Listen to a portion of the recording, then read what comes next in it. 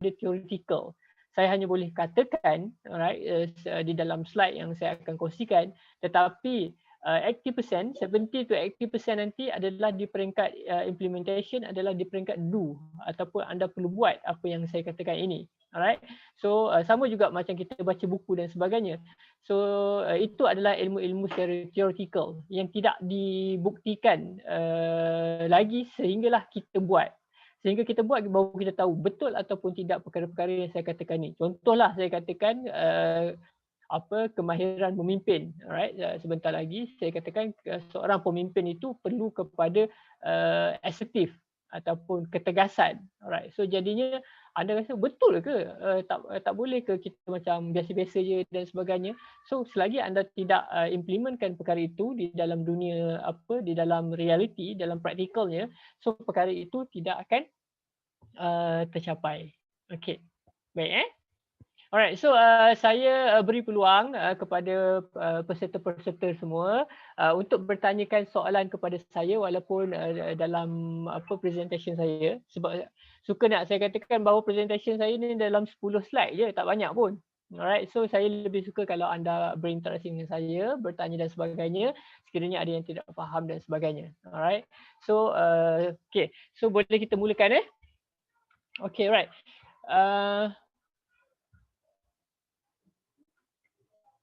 Okay, so ini adalah berkenaan dengan pengurusan organisasi. Okay, saya akan bagi overview pengurusan organisasi. Okay, so dalam pengurusan organisasi ini untuk slide ataupun saya punya penerangan pada pagi ini, saya akan pecahkan kepada 7 bahagian. Tetapi saya tidak akan detailkan satu persatu. Alright, so saya tak akan pergi apa itu definisi, apa itu teori, apa itu fungsi, tetapi saya akan lamsamkan semua dalam tempoh berapa minit saya ada InsyaAllah 2 jam. 2 jam? Alamak, lama dah. Alright. So insyaAllah dalam masa 2 jam ni, sekiranya ada persoalan dan sebagainya. Okay, so saya akan lansamkan sekali dan pergi lebih kepada more to practical. Alright, macam mana anda nak practicalkan. Okay, so sekiranya anda ada pen dan kertas, anda boleh bersih dengan pen kertas sebab apabila di hujungnya nanti saya akan minta anda buatkan ataupun praktikkan apa yang kita perkatakan dalam dalam kita punya slide ini ataupun dalam saya punya presentation ini. Okay. Alright. So secara keseluruhannya untuk saya punya presentation pagi ini ataupun untuk saya punya perkongsian pagi ini, kita bahagikan kepada beberapa bahagian lah daripada segi definisi, teori, fungsi, peranan, kemahiran pengurusan, kepimpinan dan juga pengurusan yang berkesan. Macam mana kita nak menguruskan menguruskan organisasi yang berkesan. Okay, alright. So apabila kita katakan tentang pengurusan organisasi, okay, alright. Saya tak hanya mengatakan bahawa ini adalah 100% about organisasi, alright. So saya lebih suka kalau kita katakan bahawa ini juga adalah mengenai diri anda. Okay, macam mana nak menguruskan diri anda, alright, secara keseluruhan supaya at the end, alright, anda sebagai satu unit dalam organisasi dapat menguruskan organisasi yang penting. Okay, so kita katakan kita kongsikan bahawa pengurusan organisasi itu perlu mempunyai seorang ketua, alright, yang baik. Yang mempunyai visi dan misi dan sebagainya. Alright, tetapi at the end sekiranya ketua itu sendiri tidak memainkan peranan, tidak boleh menguruskan dirinya sendiri, alright. So bagi saya dia akan efek kepada organisasi, alright. Itu kalau ketua. Kalau ahli, begitu juga dengan ahli-ahli, alright, ahli-ahli biasa yang baru join PMI UPM, yang baru nak berkenalan, alright, so semacam PMI UPM apa ni dan sebagainya. So jadinya masing-masing perlu menguruskan diri masing-masing sebelum kita bercerita tentang pengurusan organisasi secara keseluruhan. Okey. Okey. So sebelum kita cerita tentang pengurusan organisasi yang berkesan. So kita kena tengok dulu apa itu organisasi. Alright. So sekarang ni macam anda semua sekarang berada dalam satu organisasi yang diberikan nama Persatuan Mahasiswa Islam PMI UPM Universiti Putra Malaysia. Alright. So maksudnya ahli-ahli yang terdiri daripada pelajar-pelajar kan. yang beragama Islam saja ke, ataupun memang ada ahli yang ahli bersekutu yang bukan beragama Islam, ataupun memang 100% yang beragama Islam dalam PMI? Untuk peserta hari ini kita ada beberapa orang daripada yang non-Muslim. Okey, ada beberapa orang yang daripada non-Muslim. Maksudnya itu Ah, ahli bersekutu pun, ataupun memang dia tak ada ahli bersekutu, tak bersekutu, memang semua ahli tu? saya rasa mereka bukan ahli, tapi mereka berminat nak sertai. Oh, okey, bukan ahli Okey, alright, it's okay. Alright. Okey, so jadinya bila kita katakan tentang organisasi, alright, so organisasi itu dia melibatkan unit.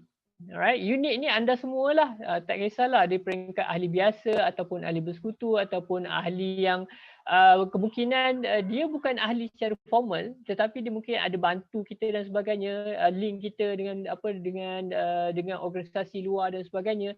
So dia menjadi penghubung kepada kita. Okey, itu adalah unit-unit.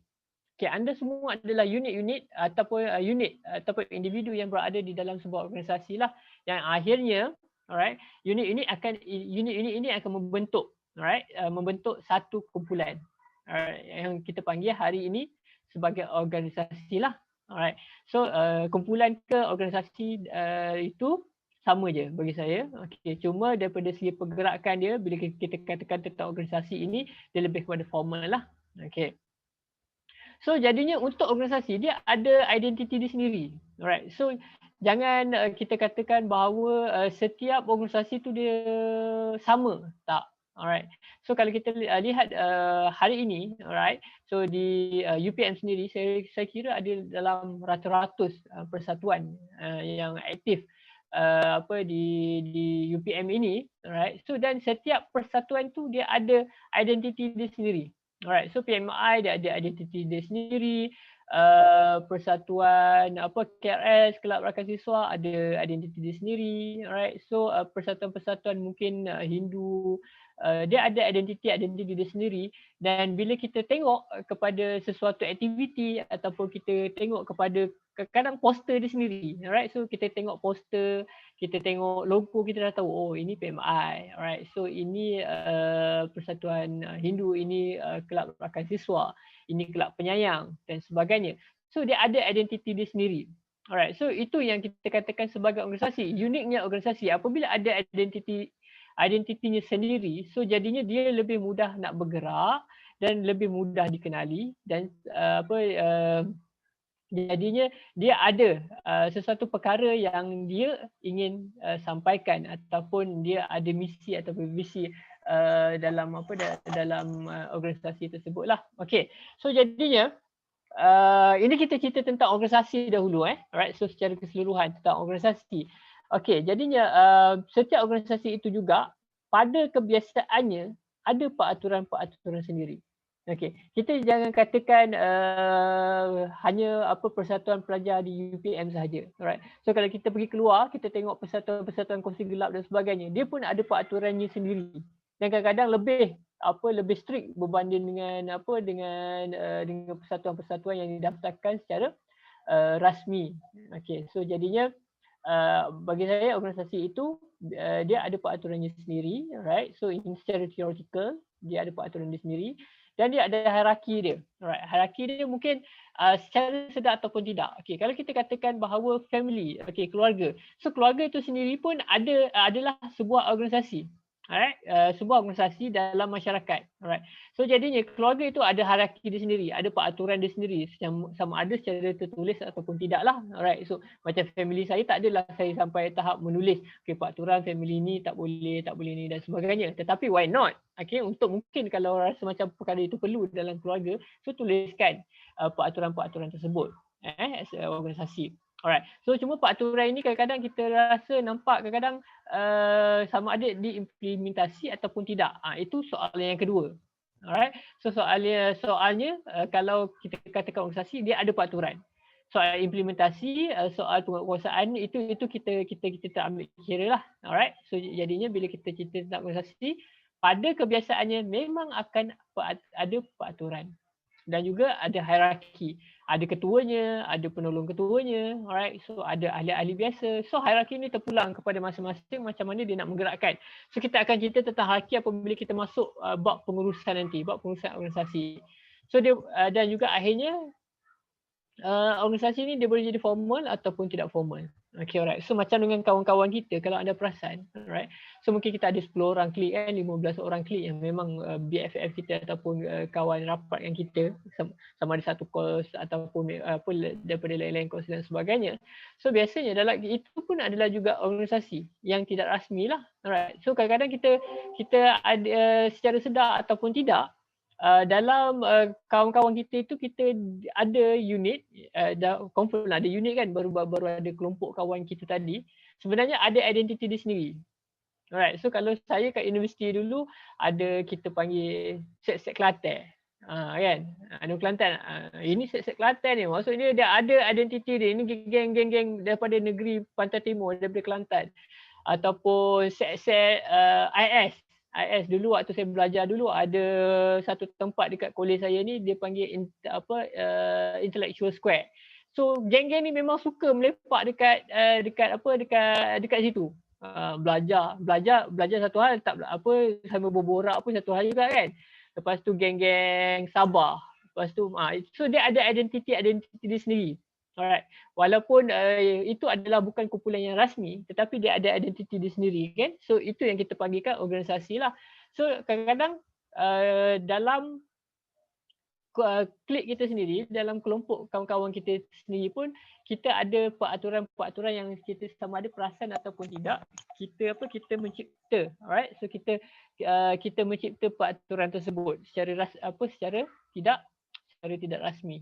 Alright. So itu adalah berkenaan organisasi. So kita kena faham organisasi. Sebelum kita nak bergerak kepada macam mana nak menguruskan organisasi, so kita kena faham. Alright. So kita kena clear apa itu organisasi dulu. Alright. So jadinya perkara-perkara ini yang 5 perkara ini membentuk satu organisasi. Alright. So kalau kita cerita hari ini tentang PMI, so PMI ini adalah unit, dia ada identiti sendiri pun ada, dia ada peraturan sendiri, dia ada hierarki sendiri. Lepas tu dia adalah satu pertubuhan yang formal. Alright. So pertubuhan yang formal. So jadi 5 perkara ini digabungkan, so wujudlah satu yang kita namakan sebagai Persatuan Mahasiswa Islam. Alright. So you dah ada organisasi sekarang ni. Alright. So macam mana you nak menggerakkan? Macam mana you nak menggerakkan organisasi ini supaya lebih berkesan? Okey. Okey, sebelum tu ada apa-apa soalan tentang organisasi daripada peserta mungkin? Untuk saya tak ada kot, insya-Allah. Okay, right. So hari ni lebih kurang berapa orang malam ni? Hari ni kita 27 orang. Oh, okay, ramai jugalah. Agaknya minggu test kan? Oh, ini dah minggu ke berapa? Kelima? Minggu 5. Alright, okay. Oh, bukan biasa test, bukan minggu ke-7 bukan 5, 6, 7. 7 tu biasa yang terakhir. Okay, right. Okay, so jadinya itu, alright. So jadinya kita dah cerita tentang apa organisasi, anda semua dah faham tentang organisasi, and then kita pergi kepada pengurusan lah. Alright. So macam mana kita nak menguruskan? Apa itu pengurusan? Alright. So bila you dah faham organisasi bahawa okay, saya adalah ahli, alright, ahli dalam organisasi ini, alright. So jadinya penting untuk saya faham macam mana nak menguruskan organisasi ini. Terutamanya sekiranya saya adalah seorang jawatan kuasa di dalam organisasi ini. Okay. So jadinya macam mana anda nak uruskan dan apa itu pengurusan? Okay. So jadinya apabila kita cerita tentang pengurusan, alright, so dia mengambil kata dasar daripada urus. Macam mana you nak uruskan you punya organisasi ini? Saya ahli jawatan kuasa. Alright. So ahli jawatan kuasa apa yang ada? Bagi saya satu contoh boleh? Untuk program ni ke macam mana Encik ni? Untuk PMI secara keseluruhan. ESCO atau mana ni? ESCO. Betul. ESCO. Kalau saya kepimpinan dan diplomatik. Okay, right. So contoh kepimpinan dan diplomatik. Saya adalah salah seorang AJK ataupun ahli di bawah jawatan kuasa ESCO kepimpinan dan diplomatik. Okay, so jadinya apa tugas saya, alright. So jadi apa yang saya nak buat dengan jawatankuasa ini, alright. So apa yang saya apa peranan saya dalam Persatuan Mahasiswa Islam UPM ini. Okey, so bila kita katakan tentang menguruskan, alright. So catat organisasi yang anda ada itu sendiri pun adalah salah satu daripada elemen pengurusan. Kenapa you perlu ada catat organisasi itu? Sebab memudahkan you nak menguruskan you punya persatuan. Cuma apa yang saya nampak akhir-akhir ini ataupun mungkin perkara ini dah menjadi tradisi mungkin di kalangan Persatuan Mahasiswa Pelajar, maksudnya Persatuan mahasiswa di universiti, dia tiap-tiap tahun catat organisasi dia sama je, tak ada perubahan. 5 tahun, 10 tahun catat organisasi sama je, sampai kadang-kadang ada beberapa jawatankuasa ataupun beberapa exco tu rasa macam dah tak perlu sangat dah nak diwujudkan, ataupun beberapa exco itu dah boleh digabungkan, alright, dan sebagainya. So jadinya dalam kita nak mencapai tindakan mencapai objektif ini, so perlu ada perubahan yang kita akan bincangkan nanti. Alright. So jadinya pengurusan ni dia bertujuan untuk mencapai objektif. Alright. So tahun ini, alright. So tahun ni ataupun 5 tahun akan datang, apa objektif you all? Contoh saya tanya kan. Alright. So apa objektif yang saya nak persatuan nak capai? Macam mana nak capai objektif yang tahun ini? Alright. So every year, alright, pada setiap tahun anda perlu ada objektif yang berbeza ataupun menyambung objektif yang tidak tercapai pada tahun-tahun lepas. Alright. So sekiranya objektif tu dah tercapai, what's next? Apa langkah seterusnya? Okay. So kita tak nak you all jadi macam hamster tau. So hamster ni, right? So kalau siapa ada beli hamster kat rumah, kan dia suka kan bagi alat senaman kat hamster tu yang pusing-pusing tu kan. Alright. So kita tak nak you melakukan benda yang sama. Objektif dah tercapai and then you buat benda yang sama, At the end, apa tujuan organisasi you? Alright. So mungkin PMI UPM memang dah ada nama di UPM. Orang dah tahu. Alright. Tetapi apa objektif you tahun ni? Apa matlamat organisasi you tahun ni? Apa yang you nak capai? Alright. So kalau mungkin tahun-tahun lepas you mengatakan bahawa kita nak capai berapa ribu orang ahli. Okay, what for? And then kita nak buat 20 minimum 100 program. Contoh. So jadinya objektif dia apa? Kenapa you nak buat 100 program dan sebagainya? So jadinya sebelum kita masuk kepada perkara itu, kita kena tengok dulu pengurusan ini, sebab dia adakan adalah untuk you mencapai objektif. Itu yang pertama. And then kita juga dalam pengurusan, kita nak tengok tahap kecekapan dan keberkesanan.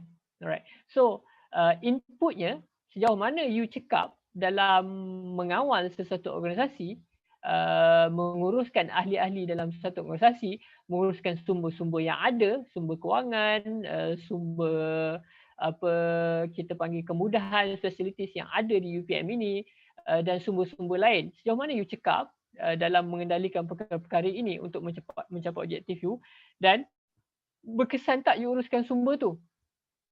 Okay, right. So itu kita nak bincang tentang pengurusan. So pengurusan itu sangat penting. Alright. So kalau you gagal dalam you tidak cekap dalam menguruskan organisasi, alright. So sorry to say, kemungkinan you akan dikomparekan dengan tahun lepas exco dia baguslah, banyak program buat. Baik je exco dia kan. So banyak ahli yang suka pada exco tahun. Tapi tahun ni macam slow dan sebagainya kan. Kan? Contohlah kan, na'udzubillah lah kan. Contoh. So jadinya kecekapan, so ialah daripada satu segi kita tidak berdiri atas kata-kata orang. Okey, yang penting kita lakukan kerja, alright. So yang penting objektif pengurusan tu tercapai, betul. So tetapi sekiranya you tidak cekap, alright. So siapa yang akan evaluate you? Ahli-ahli you yang akan evaluate you, alright. So ahli-ahli yang akan buat penilaian, alright. So ahli-ahli yang akan rasakan bahawa aku join PMI ni tak ada apa-apa pun tahun ni, apa yang aku dapat, ilmu apa yang aku dapat dan sebagainya. So jadinya dia akan comparekan, lah dulu kat Matric dulu ada juga persatuan macam ni contoh kan. So jadi diorang buat ni dan sebagainya. So dapat juga ilmu dan sebagainya.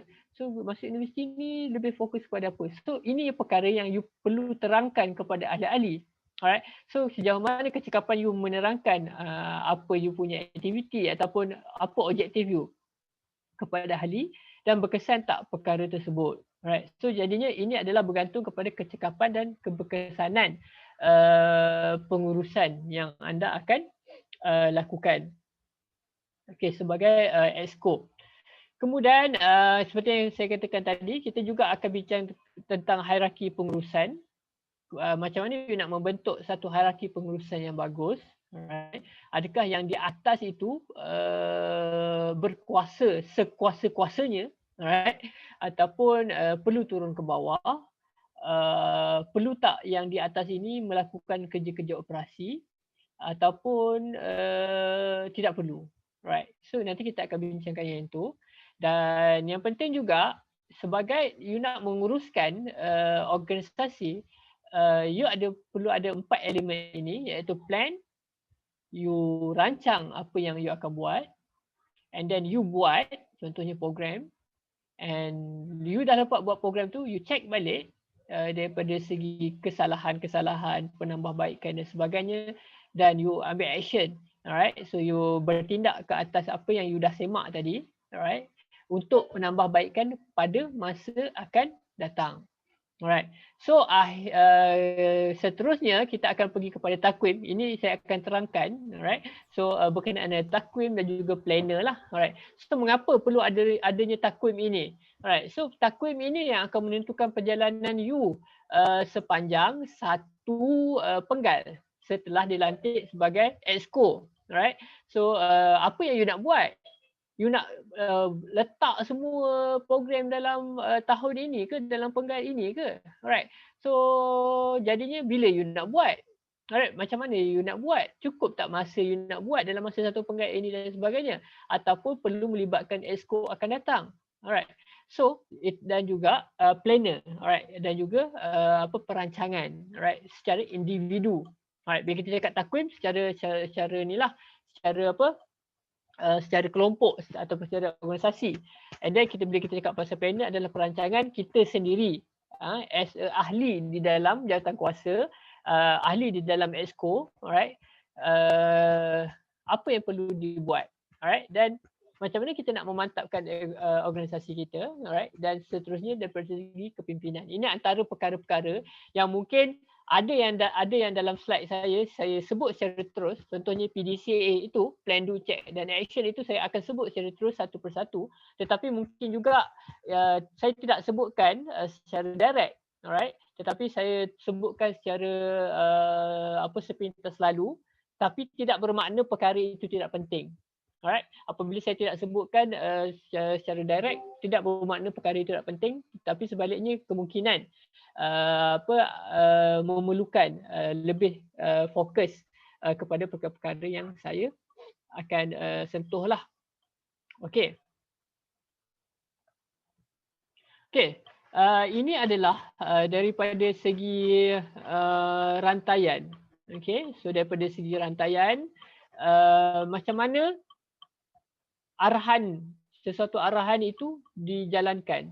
Okay, alright. So macam mana sesuatu gerak kerja. So kita ada 14. Alright. So saya tidak meminta anda semua praktikkan 14 ni. Ini adalah seperti yang mana saya katakan awal tadi. Ini adalah theoretical sahaja. Alright. So maksudnya theoretical ini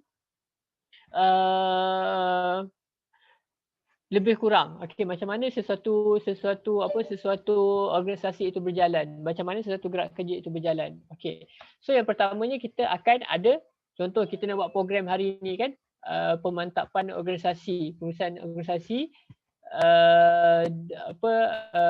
PM, IUPM. So kita akan mulakan dengan pembahagian kerja, betul? So you kena buat ni, alright. So you kena set upkan ini, alright. So you kena jadi MC, alright. So you kena jemput orang ini dan sebagainya. You kena buat surat jemputan dan sebagainya, alright. So itu pembahagian kerja. Alright. So yang keduanya adalah daripada segi mengutamakan kepentingan organisasi. Alright, right. So contohnya, okay. So sekarang ni sebab itu kami di bahagian kaunseling sebenarnya menggalakkan anda untuk fokus kepada satu ataupun dua kelab sahaja. So jangan ambil banyak-banyak kelab. Alright. So sekiranya anda rasa macam anda tidak mampu buat banyak kelab, fokus kepada 1-2 kelab yang memberikan impact yang tinggilah kepada anda. Kemudian kepada kekitaan, right? So kekitaan ini maksudnya bersama-sama. Okay, kita buat perkara tersebut bersama-sama. Pembayaran upah ini lebih kepada organisasi yang berbayar. Macam MI adalah organisasi yang secara sukarela, mungkin lebih kepada kemungkinan kita panggil apa tu inisiatif-inisiatif yang ada lah. Contohnya kan, okay, alright. So siapa yang aktif tahun ni kita bawa dia pergi Langkawi. Alright, contoh. Okay, so siapa yang memberikan banyak sumbangan berdasarkan merit, okay, tahun ni kita akan buat family day. Alright, ataupun kita akan buat kursus di luar dan sebagainya. Mungkin itu yang kita boleh lakukan dalam organisasi. Sebab apa? Sebab kadang-kadang kita dalam organisasi tanpa merit ataupun tanpa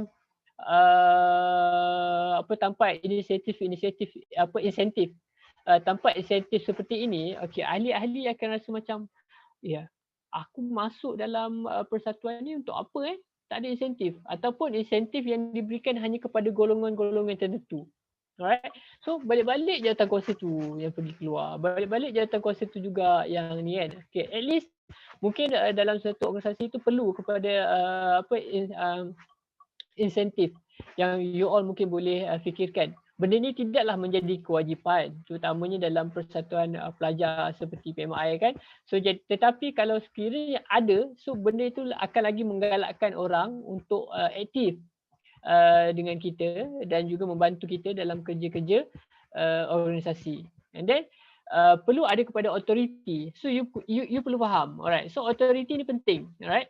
Siapa ketuanya, alright, siapa yang akan menjalankan kerjanya, arahan datang daripada siapa. Kalau sekiranya ada dua arahan dalam waktu yang sama, okey, arahan siapa yang perlu diutamakan, alright. Kemudian dari segi disiplin, and then penurunan kuasa, sekiranya presiden tak ada, siapa yang boleh buat. Kemudian kita akan pergi kepada keseimbangan layanan, alright. So kita perlu, okey, dalam organisasi penting nak saya ingatkan, kadang-kadang kita memang, alright, as a human, sebagai manusia, dari segi psikologinya, kita akan ada favor kita. Ataupun ada seseorang ataupun ada individu yang kita rasa dia ni bagus buat kerja. Alright, so dia ni memang rajin, selalu bertanya dan sebagainya. Tetapi at the end, dari segi layanan, anda sebagai exco ataupun anda sebagai ketua dalam organisasi dengan ahli biasa, perlu ada kesamaan. Alright, so anda rasa dia macam slow sikit kan, suruh buat perlahan dan sebagainya. Tetapi, okay, berikan dia peluang, berikan dia masa mungkin, so untuk dia perform. Mungkin ada sesuatu perkara yang dia tak perform, tapi ada perkara yang lain dia perform. So fokus kepada perkara yang dia perform berbanding dengan fokuskan kepada perkara yang dia tak perform. Alright. So kadang-kadang, okay, so dia ada dua perkara kalau kita nak katakan tentang apa perform tak perform ni kan dalam jawatankuasa kan, dalam exco ni. Yang pertama, kadang-kadang contoh saya suka komputer. Contoh tapi hakikatnya tak adalah suka sangat kan. Okay. Contoh saya suka komputer and then you nampak bakat saya dalam bidang komputer, you pun lantik saya sebagai exco komputer. Sedangkan saya join persatuan PMI UPM ini, saya rasa macam saya nak keluarlah sikit dari bidang ICT. Mungkin saya nak lebih kepada lebih kepada kepimpinan kan, exco kepimpinan kan, macam Rashid kan. Betul Rashid Ada malu saya. Macam Rashid kan. So saya nak exco bawa Rashid. Tetapi kenapa you bagi saya ICT sedangkan saya lepas tu ketua pun okey, you memang minat, saya nampak bakat you boleh pergi lagi jauh dalam bidang ICT. Tapi kadang-kadang kita perlu layan juga kita perlu ambil kira juga, alright, minat seseorang dalam menentukan kerja-kerja. Okay, alright. And then ini kalau dalam organisasi tu dia ada susunan kaki tangan. So dia ada kaitan dengan authority. Nanti kita akan pergi kepada catat organisasi. Alright. So dia ada punya rantai pemerintahan. So siapa yang akan memberikan arahan dan siapa yang akan menjalankan arahan. Okay, satu perintah saja. Alright. So kadang-kadang contoh kita nak buat camp pengurusan organisasi. Contoh. Alright. So ada pula perintah yang lain. Okay, tarikh tu tak boleh. So kita kena buat camp pertandingan nasyid dan sebagainya, right? Contoh kan. So jadinya sampai 2-3 arahan. So itu adalah perkara yang tidak baguslah untuk organisasi. And then satu perintah, satu arahan dan inisiatif masing-masing, dan akhirnya, alright, so ini bukan sahaja mereka yang terlibat dengan jawatan kuasa pekerjaan, tetapi you all juga perlu kepada kestabilan personel. Maksudnya kestabilan daripada segi masing-masing ataupun kestabilan daripada segi you punya ahli, alright. So tidak ada ahli yang tercicir, alright. So okay. So seterusnya kita akan cerita tentang kecekapan dan keberkesanan. Okay, so sejauh mana perkara ini berkesan, alright. So yang pertamanya, you as organisasi, alright, kena pasti perkara yang hendak dicapai berdasarkan matlamat. You, okay, so PMI UPM ni untuk apa sebenarnya? Alright, so itu soalan pertama lah. You sebagai ahli, you sebagai ESCO, you sebagai presiden ataupun timbalan presiden ataupun apa-apa jawatan you dalam PMI UPM.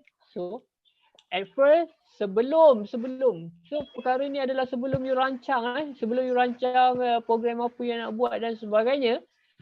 So you kena tengok objektif PMI UPM.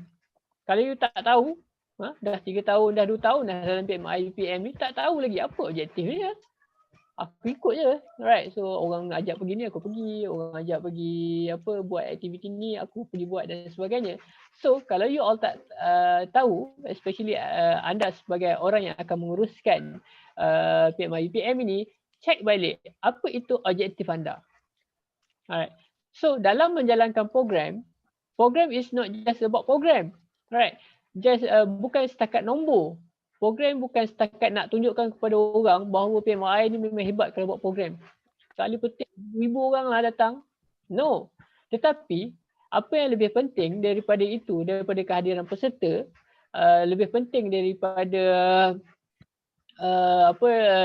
daripada publicity dan sebagainya adalah objektif you sebagai sebuah persatuan. Alright. So kalau orang tanya, alright, PMI UPM ni adakah sebuah persatuan dakwah? Adakah objektifnya adalah untuk dakwah? Ataupun adakah persatuan PMI UPM ni lebih kepada kepimpinan? Ataupun ada orang tanya, adakah persatuan mahasiswa Islam UPM ini lebih kepada apa? Okay, whatever lah kan. So jadinya objektif itu sendiri, you kena jawab. Apa objektif you? Right, apa objektif persatuan? Sebelum you rangka kepada program. Program is the last thing yang you perlu buat sebagai orang yang menguruskan organisasi. Alright. So perkara yang pertama adalah lebih kepada perancangan. Alright. Sebab tu dalam saya punya slide tadi, apa yang mula-mula tadi, kita cerita tentang plan. Alright. So kita cerita tentang plan, lepas tu baru kita cerita tentang buat. So you rancang dulu. Alright, so dalam peringkat plan ini banyak perkara yang you kena ambil kira sebelum you pergi kepada do, sebelum you buat program dan sebagainya. So sebelum you buat takwim dan sebagainya. Okay, so jadinya selepas you dah tahu apa you punya objektif dalam persatuan, penubuhan persatuan ini, baru you cari jalan untuk mencapai tujuan dan matlamat. Alright, so contoh PMI ada tak dalam 5 tahun akan datang apa yang you nak capai? 10 tahun akan datang apa yang nak capai. Alright. Okay, so jadinya macam okay. Alright, so jadi macam mana? Alright. So jadi macam mana you nak capai perkara-perkara tersebut? Alright. So ini baru okay. So kita dah ada plan, kita dah ada perancangan, kita dah tahu objektif kita, and then kita dah tahu perancangan kita. Alright. So bila you dah tahu perancangan, and then okay, so perancangannya 5 tahun ke 10 tahun ataupun dalam tahun ini. Alright. So kita jangan pergi kepada sesuatu yang kecil dulu. Alright. So kita pergi yang besar dulu. Alright. So dalam 5 tahun akan datang, apa yang PMI UPM nak capai? Alright. So kita tak nak, alright. So you pecahkan kepada terus tahun 1 tahun. Dalam 1 tahun ni kita nak capai ni. Okay, kecil sangatlah 1 tahun, sekejap sangat. Nak you all sebagai pelajar universiti, you all punya 1 tahun tu, alright. So you punya kuliah 14 minggu je. And then campur exam dan lebih kurang 16 minggu. So you ada 16 minggu. Alright. So 2 semester 32 tahun. Apa je yang boleh capai dalam masa 1 tahun? Sebab tu saya katakan bahawa kalau boleh buat buat satu perancangan dalam masa yang 5 tahun akan datang. Alright. So dalam 5 tahun ni baru you boleh pecahkan, okay, tahun ini you nak buat apa, tahun kedua you nak buat apa, tahun ketiga you nak buat apa dan sebagainya. Alright. So ada juga yang kata kan, alah saya dilantik 1 tahun je, saya buatlah perancangan 1 tahun. No. Sebab apa saya katakan begitu? Alright. Sebab you bukan hanya ada 1 tahun di universiti. Alright. So you ada 4 tahun. Alright. Sekarang ni you as a president, contoh you as president ataupun you as a EXCO. Okay. So jangan cakap pada saya tak tahu pun siapa yang akan jadi presiden tahun depan. Ataupun saya tak tahu pun siapa yang akan termasuk dalam EXCO tahun depan. No. Sebenarnya tahun ni, alright, so dalam jawatankuasa tahun ni, you dah nampak dah siapa yang akan aktif tahun depan dan sebagainya. At least, bila you dah rekrut ahli-ahli di bawah ni yang akan mewarisi you punya jawatankuasa ataupun EXCO akan datang, so mereka ni yang akan menjalankan you punya matlamat 5 tahun tu nanti. So mereka ni pun akan melatih yang di bawah lagi. So yang di bawah tu akan melatih yang di bawah lagi. So benda ni kan berterusan. So jadinya perancangan 5 tahun ataupun at least 5 tahun tu sangat penting sebenarnya untuk you mencapai you punya matlamat. Alright. Sebab bila kita kata tentang persatuan mahasiswa, so untuk tempoh 1 tahun dia sangat pendek dan tak nampak impact yang besar. Alright. So you akan berjalan jadi macam hamster tu dia, every you akan buat benda yang sama dan orang tak nampak sangat you punya you punya persatuan. Alright. Okay, so dia faedah kepada ahli-ahli pun akan kurang kalau you kurang daripada segi perancangan strategik lah untuk 5 tahun. Okay, so lepas tu baru you rancang program ataupun takwim 1 tahun berdasarkan objektif yang you nak buat tadi. Okay, so mengikut strategi berasaskan tujuan. Okay, so apa tujuan? Alright, so apa tujuan Persatuan Mahasiswa Islam UPM ni? Alright. Okay, saya nak tanya. Okay, siapa ada boleh jawab apa tujuan PMI UPM ni?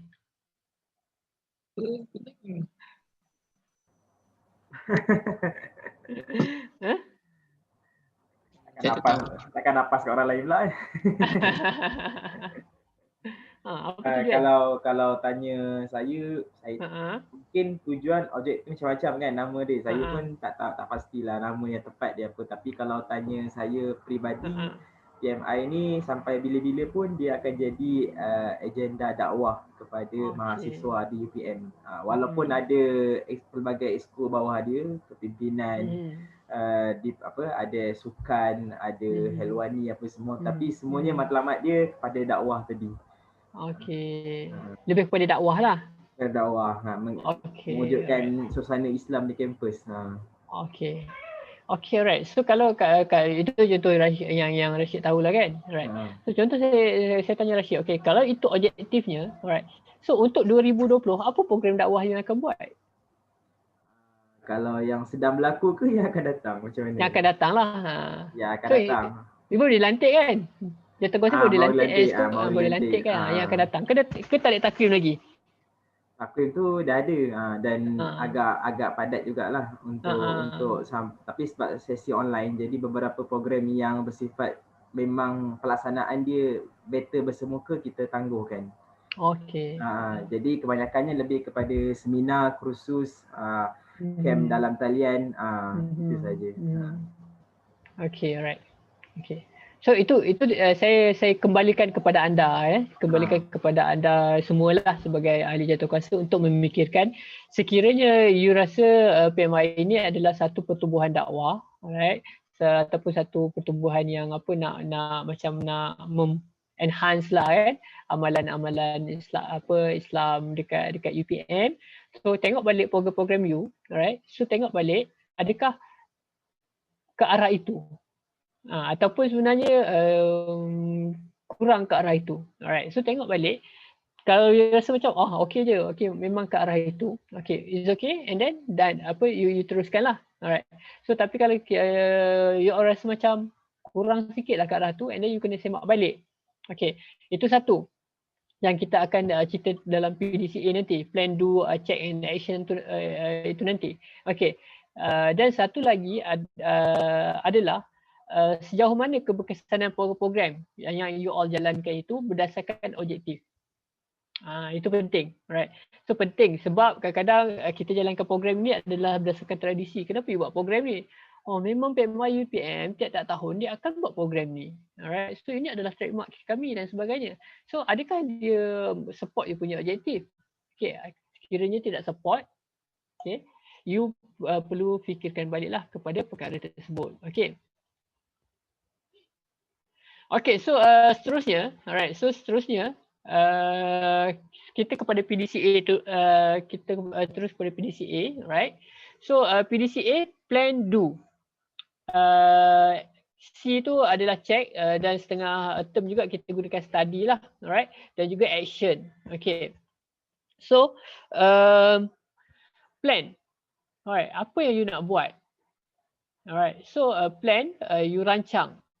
Okay, so bila you rancang, bila you rancang, you kena mulalah. You kena mula, alright. At first, macam mana you nak kumpulkan orang, assemble the team. Contoh nak buat kursus kepimpinan, kursus pengurusan organisasi. Okay, Ustaz. Alright, so macam mana you nak kumpul team? Alright, so you rasa macam okay, melalui resume, melalui ahli-ahli, you telefon seorang-seorang, oh minat tak nak jadi jawatan kuasa ni dan sebagainya, melalui temu duga dan sebagainya. Alright, so you kena plan macam mana you nak kumpulkan ahli, macam mana nak kumpulkan team yang akan buat program tersebut. Alright, so you kena semak examine the current approach. Alright, so sekarang ni kita memang nak katakan 100% online sekarang, tak ada lagi meeting-meeting apa bersemuka dan sebagainya. So you kena, current approach ini sangat penting. Alright, so sekarang ni approach-nya daripada segi telefon ke, daripada segi WhatsApp ke, daripada segi video call dan sebagainya. And then you identify potential solution dan you berdasarkan sesuatu develop and improvement lah. Alright, so ini daripada teorinya. Tapi kalau senang kita dalam bahasa kitanya, dalam bahasa pasar kitanya, bahawa you rancang. Alright, you rancang, you nak buat program. Okay, so bila you dah buat program, you rancang macam mana nak kumpul team dan sebagainya. You buat step by step. Alright, so you maksudnya before, semasa dan juga selepas program, apa yang you perlu buat dan siapa jawatan kuasa yang terlibat dan berapa kerap mesyuarat you perlu adakan. Alright, so macam mana you nak check progress dan sebagainya. Alright, so and then you buat. Alright, so you buat. Alright, so bila you dah buat perkara tu, do, and then you study balik. You dah rancang program, you dah buat program. Okay, so you dah buat program pengurusan organisasi, and then dah jalan semua, and then habis program you check balik. Use data to study the result. Maksudnya berdasarkan data-data tadi, berdasarkan keputusan yang you all dapat daripada apa yang you buat tadi, so you kena tengok result dia bagus ke tak bagus. Alright, so contohnya selepas perkongsian daripada Cik Hanif, motivasi di kalangan exco merundum sebab terlalu banyak kerja nak buat. Nak kena buat itu, nak kena buat ini dan sebagainya. So jadinya masa akan datang janganlah jemput Cik Hanif, kesian exco contoh kan. Okay, so jadinya you study balik apa yang you all buat. Okay, alright. So dalam program 2 hari ni, okay, bagus tak bagus program ni? Ahli suka ke ahli tak suka? So jadinya apa yang you all belajar daripada program ini? Dan akhirnya you bertindak ke atas apa yang you dah study tadi. Jangan study je. Kebanyakan daripada kita pada hari ini tak kisahlah daripada di kalangan pekerja-pekerja UPM ke, di kalangan Persatuan Mahasiswa ke, di kalangan organisasi UPM sekarang ini, kebanyakannya kita ada buat kita panggil postmortem. Alright, so kita pun buat postmortem, ini tak bagus, kau ni tak bagus lah JK dan sebagainya, presiden kena tukar dan sebagainya, tetapi actionnya tak ada. Kita pun dah tutup file, okey, habis tamat, hantar laporan ke HCP, habis. Lepas tu tahun depan buat lagi program yang sama. Bila buat lagi program yang sama, jemput lagi Cik Hanif. Padahal data yang lepas mengatakan bahawa Cik Hanif ni tak bagus. Alright, contohlah kan. Alright, okay, so jadinya, so you tidak menggunakan data-data yang ada pada program yang lepas untuk penambahbaikan pada you punya program. Okay, So itu adalah satu tindakan yang tidak bagus. Dan seperti yang mana saya akan ulang-ulang dalam perkongsian saya, jangan jadi hamster. So you buat benda yang sama lagi. Okay, so lepas ni you buat benda yang sama lagi. You buat benda yang sama. Padahal benda tu you dah tahu result dia, right? 1 tambah 1, you dah tahu result dia 2. Tapi, right, so you buat juga benda yang sama. So jadi you tak menggunakan data-data daripada apa yang you study tadi untuk ni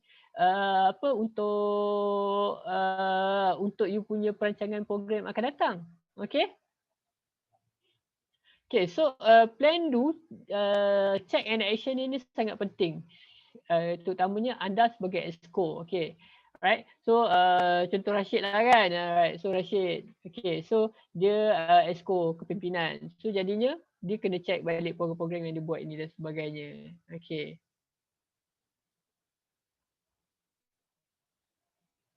Okay. Ada apa soalan ke?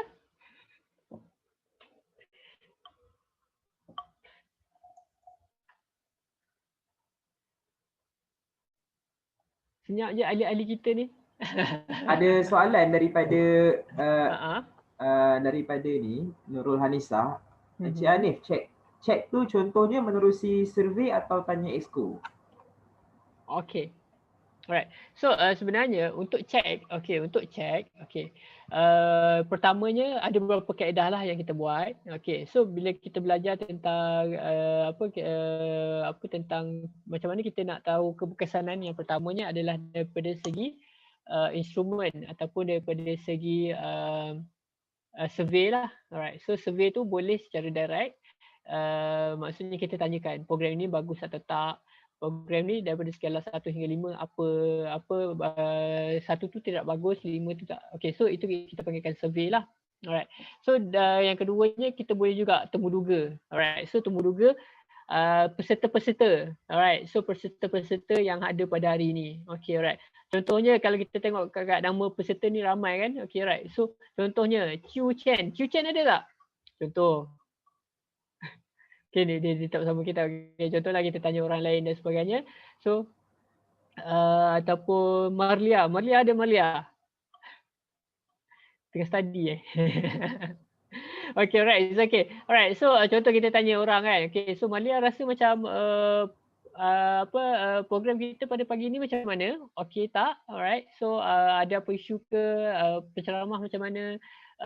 Apa yang Malia dapat belajar dan sebagainya. Okay, so itu pun boleh. Alright, so itu mungkin lebih lagi jujur. Alright, berbanding dengan survey. Alright, so exco pun kita boleh tanya daripada segi susah ke dan sebagainya nak jalankan tugas kan pun boleh tanya juga. Tetapi untuk kejujuran yang lebih, yang pertama bagi saya survey. Alright, tetapi survey ni masalahnya kita kita mempunyai potensi ataupun kita mempunyai kita mempunyai potensi untuk tidak berlaku jujur.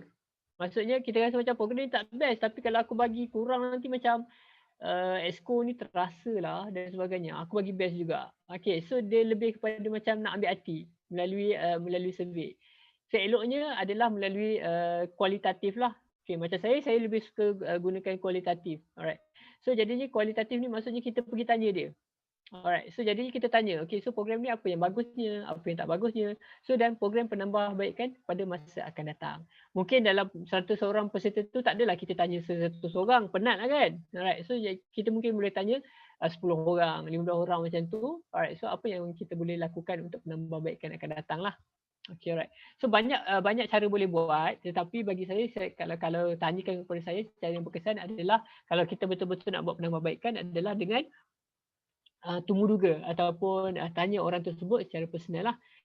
Dan juga penting juga survey secara bertulis tu penting juga untuk kita adakan untuk rekod kita.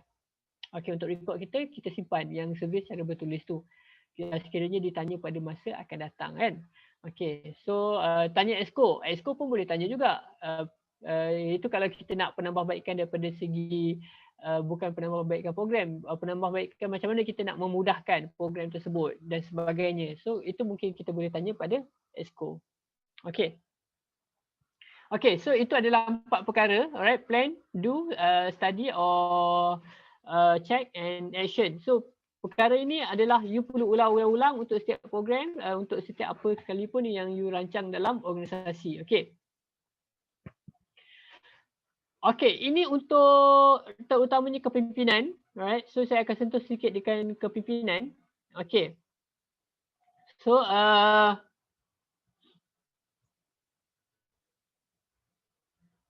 pertamanya adalah as a pemimpin, right? So as a pemimpin, yang pertamanya adalah you nak kena bina respect.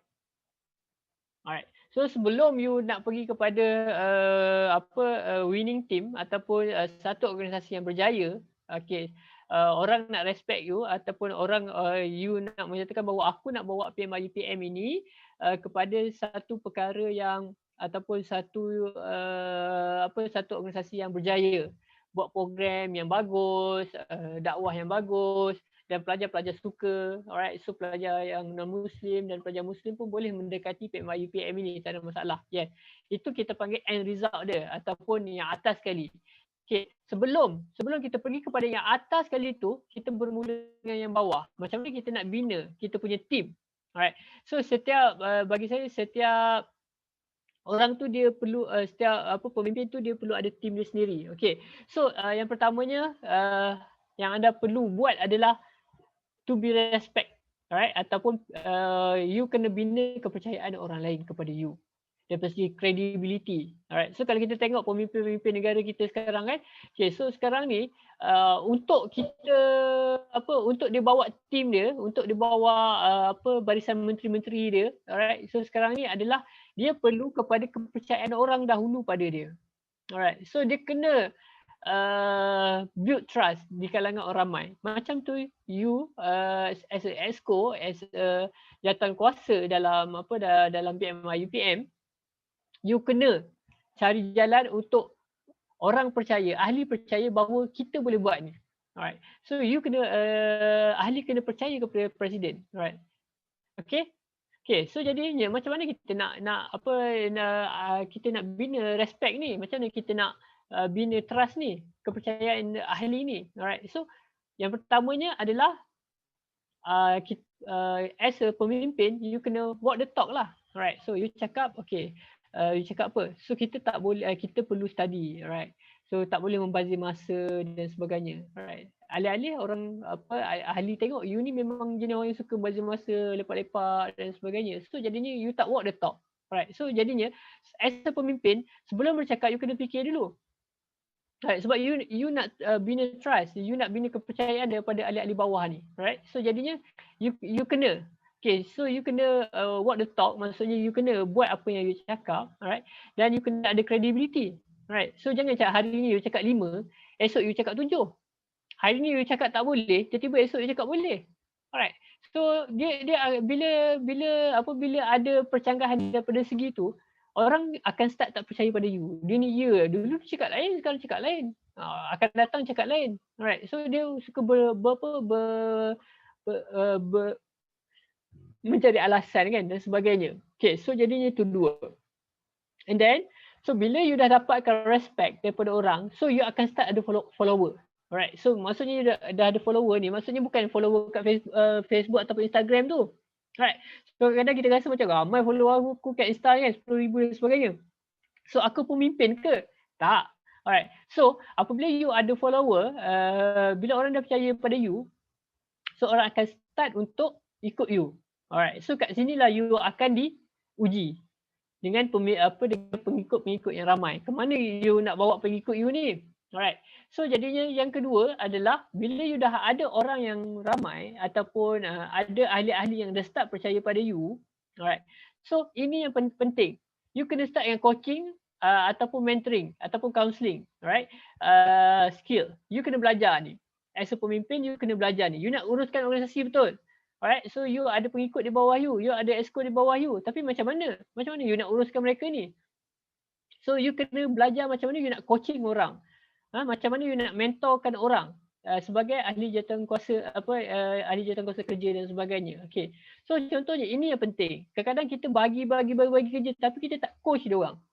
kita tak mentorkan dia orang macam mana nak buat kerja dan sebagainya.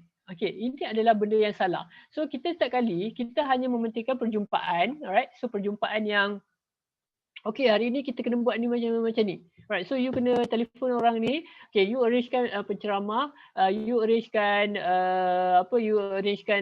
kertas kerja dan sebagainya. Alright. Ini benda yang salah. Alright. So sebelum you buat you buat mesyuarat, alright. So sebelum you buat mesyuarat gerak kerja, apa yang penting adalah you coach dia orang. Right? So you buat mentoring skills pada dia orang. Right. So perjumpaan pertama sepatutnya bukan lagi pembahagian kerja. Orang dah percaya pada you, right? So bagi saya contohlah macam PMI kan, right? So macam PMI UPM bila you buat bazar persatuan dan sebagainya, right? Tahun ni bazar persatuan online kan? Ada bazar persatuan tahun ni? Ada tahun ni. Online lah. Tak ada, tak ada. Tak ada lagi. Ada Encik. Ada. Okey. Ada. Okey, ada kan. Alright. So ada contoh. Alright. So contoh bazar persatuan. Alright.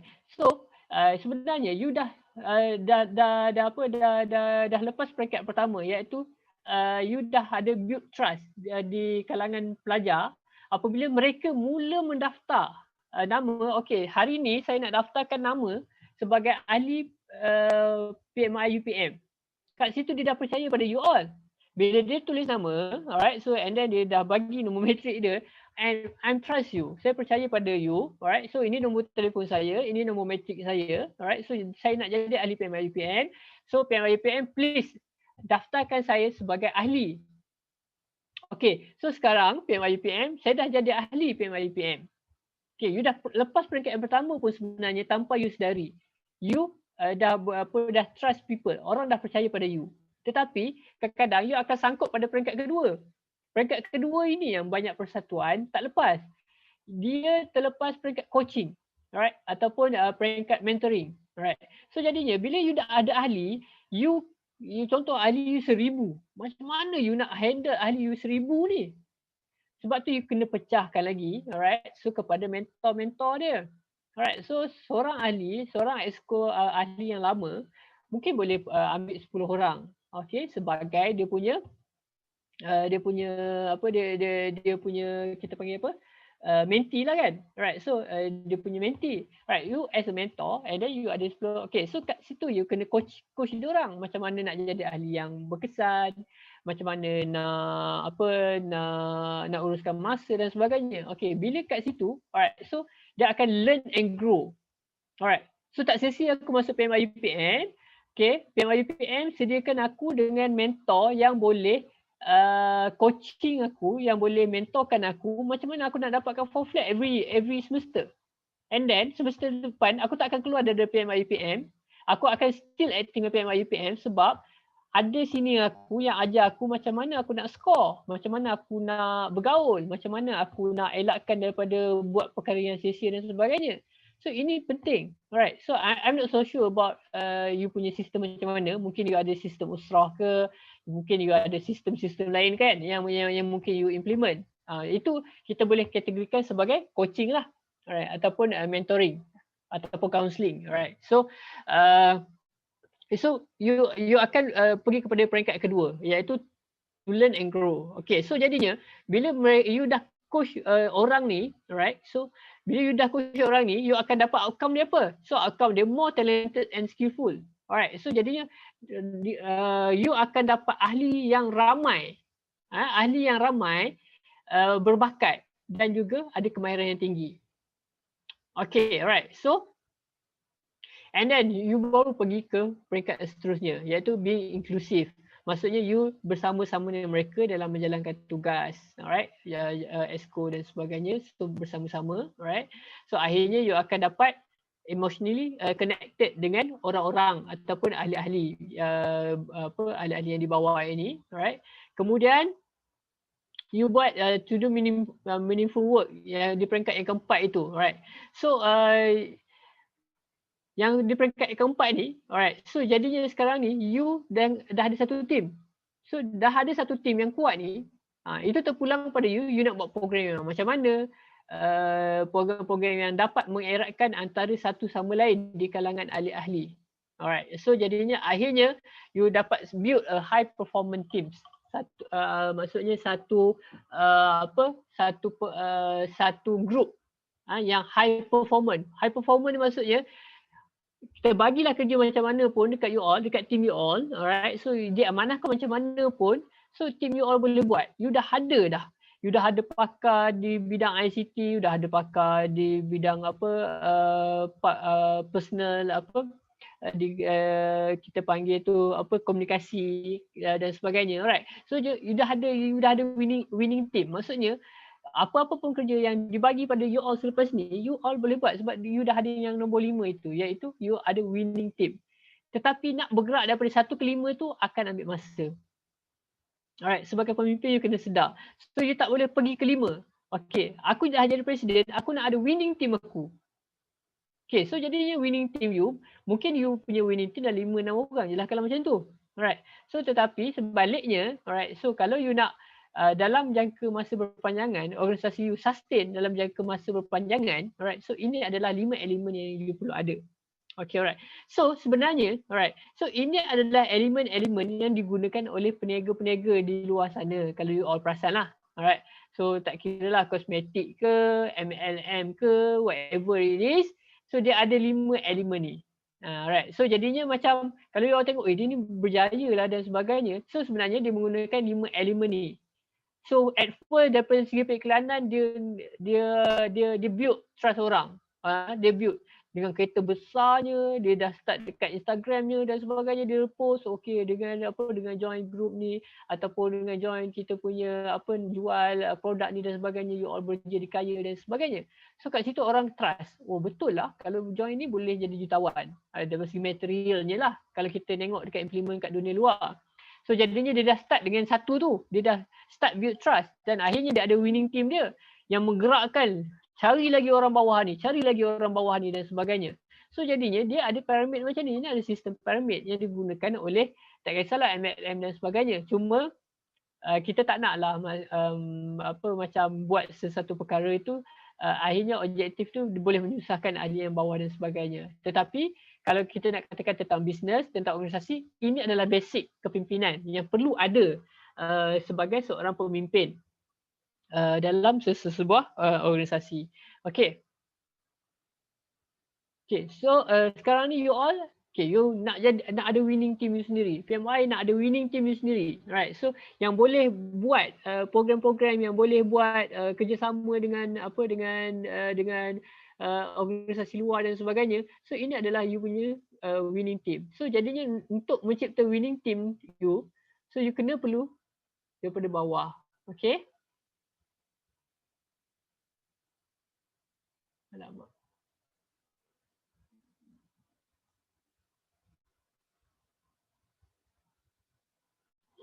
Okay, kejap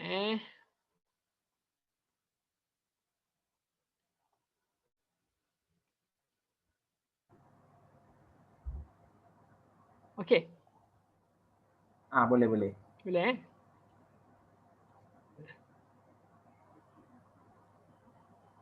Tapi kalau dalam konteks macam contohnya bila kita dah bekerja ke apa, macam mana kita ini Cik Anif, kita nak mudah mendapat kepercayaan daripada majikan.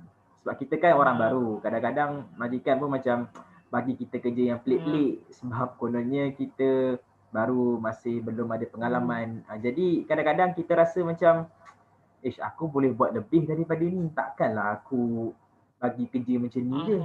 Macam itulah. Macam mana pandangan Cik Ani? Okay, kejap lagi saya jawab yang tu. Ada isu sikit ni saya punya Zoom ni.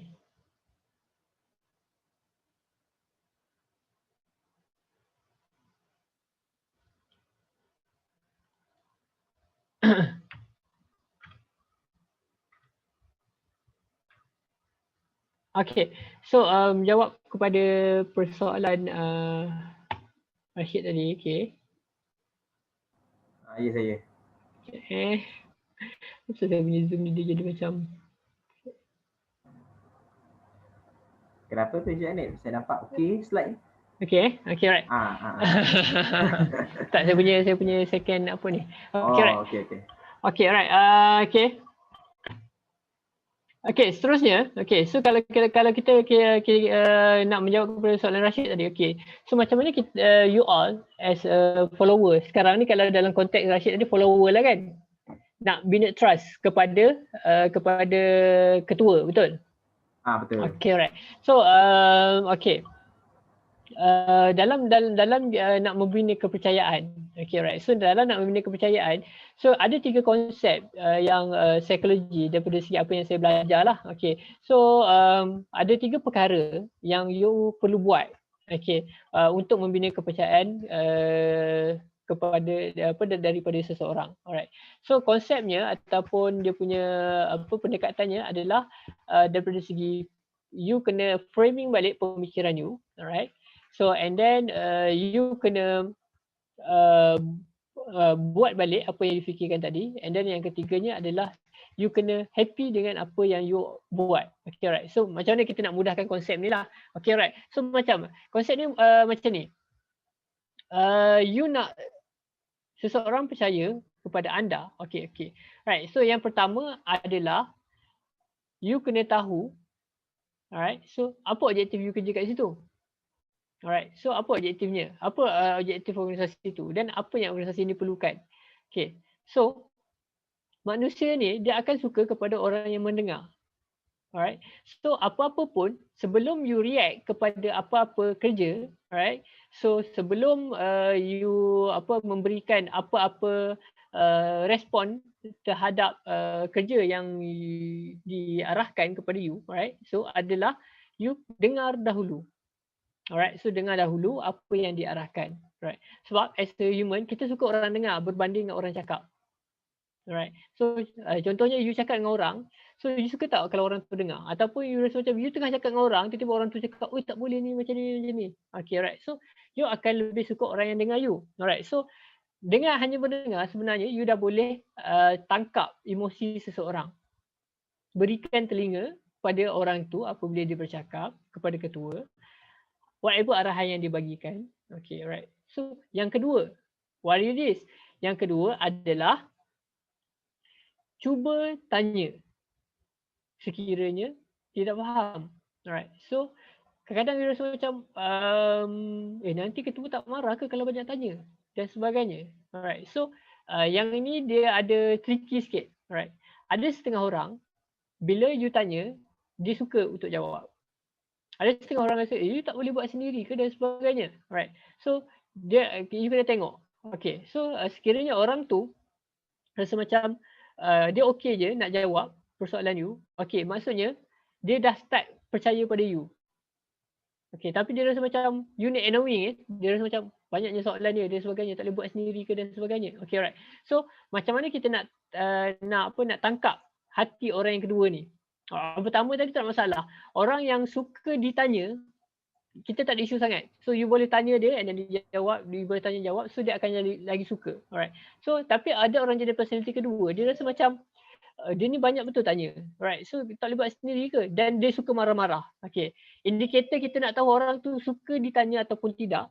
So indikatornya dia adalah macam marah. Alright. Bila dia tanya dia rasa macam buat muka kan. Tak best lah dan sebagainya. Alright. So jadinya macam tu. So jadinya macam mana you nak you nak tackle hati orang kedua ini adalah you do first. Maksudnya you buat dulu kerja you. Alright. So you dah buat dan sebagainya. You show to him or her. Okay. So you tunjukkan and then sekiranya ada tak betul, you betulkan and then you tanya. Alright. So perkara ni perlu repeat dan sebagainya. Okay. Repeat. Maksudnya perlu diulang-ulang dan sebagainya. Alright. So ada satu konsep yang kita gunakan ataupun psikologi kaedah psikologi yang kita gunakan, iaitu kita attach. Attach ni maksudnya orang akan tertarik pada you bila dia selalu jumpa you, bila dia tengok you selalu and then dia nampak you punya passion. Alright. So, jadinya sekiranya anda rasa macam anda ini jenis orang bila dapat satu kerja you siap, lepas tu you tak bagi tahu ketua dan sebagainya, bila diminta ketua minta baru you bagi. Alright. So, itu susah nak build trust orang. Sebaliknya, apabila dia berikan sesuatu kerja, you siapkan kerja tu dulu and then bila dia dah siap and then you beritahu dia Alright, so bila you beritahu, okay saya dah siap ni. Alright. Cuma, alright, bila you dah ada apa, you dah trust, bila dia dah percaya kepada you akan dapat banyak kerja. Alright, so maksudnya dia dah percaya pada you dah lepas peringkat pertama tadi kan? Right. So dia dah ada trust pada you, dia akan bagi you banyak kerja. Okay, and then kat situ you akan rasa macam, ya Allah banyaknya kerja, tak naklah aku bagi tahu dia, aku buat nanti baru aku bagi tahu. So maksudnya as orang yang sebagai pekerja, you dah lepas peringkat pertama, tapi bila peringkat kedua you akan rasa annoying. You annoying kenapa? Dia akan start nak coach you. Okay, you buat ni macam ni, macam ni. Bila you start annoying, so you rasa macam dah tak nak pergi dah ke peringkat seterusnya. So you tak boleh masuk dalam dia punya ketua punya winning team tau. Sebab you rasa di peringkat kedua you dah start annoying. You dah tak nak kena coach, you dah tak nak kena ajar dan sebagainya, sebab you rasa macam makin banyak you buat makin banyak kerja yang dia bagi. Sebab apa? Sebab ketua you dia akan start bawa you kepada peringkat yang kelima tadi, winning team dia. Bersama-sama dengan team dia. Okay, right. So jadinya kalau kita gunakan pyramid ni, sama juga isu dia. Right. So kalau you as follower, ketua you akan start nak cari kepercayaan daripada orang. Okay, so you pun macam mana you nak ambil kepercayaan pada dia adalah dengan, okay, so you nak ambil kepercayaan pada dia adalah dengan you buat apa yang dia arahkan, then you tanya. Kalau dia bukan jenis orang yang suka bertanya, right, dia suka ditanya, apa yang you all boleh buat adalah buat dulu baru tanya. Buat dulu baru tanya. Okay, right. So, dua lah. Satu, mendengar, menjadi pendengar yang baik.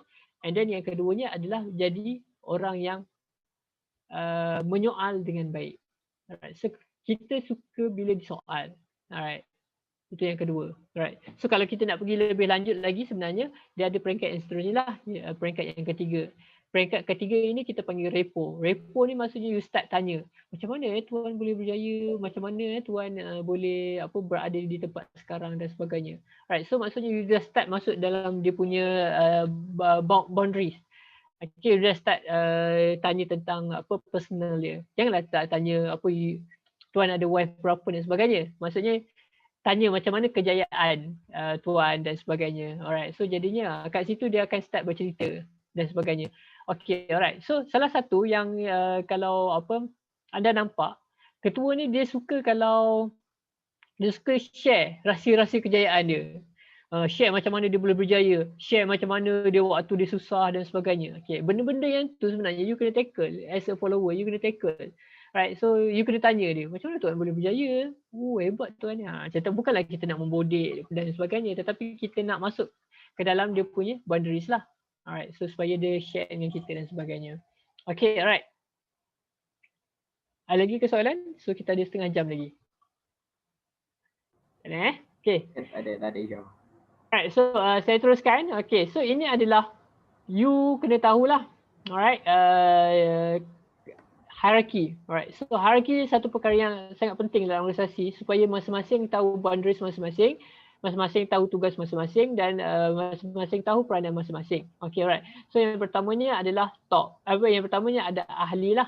So ahli ni adalah semua. Bila you daftar sebagai ahli, diterima sebagai ahli PMIPM, semua itu adalah ahli. So apa peranan ahli? Peranan ahli ialah satu join program. Asas.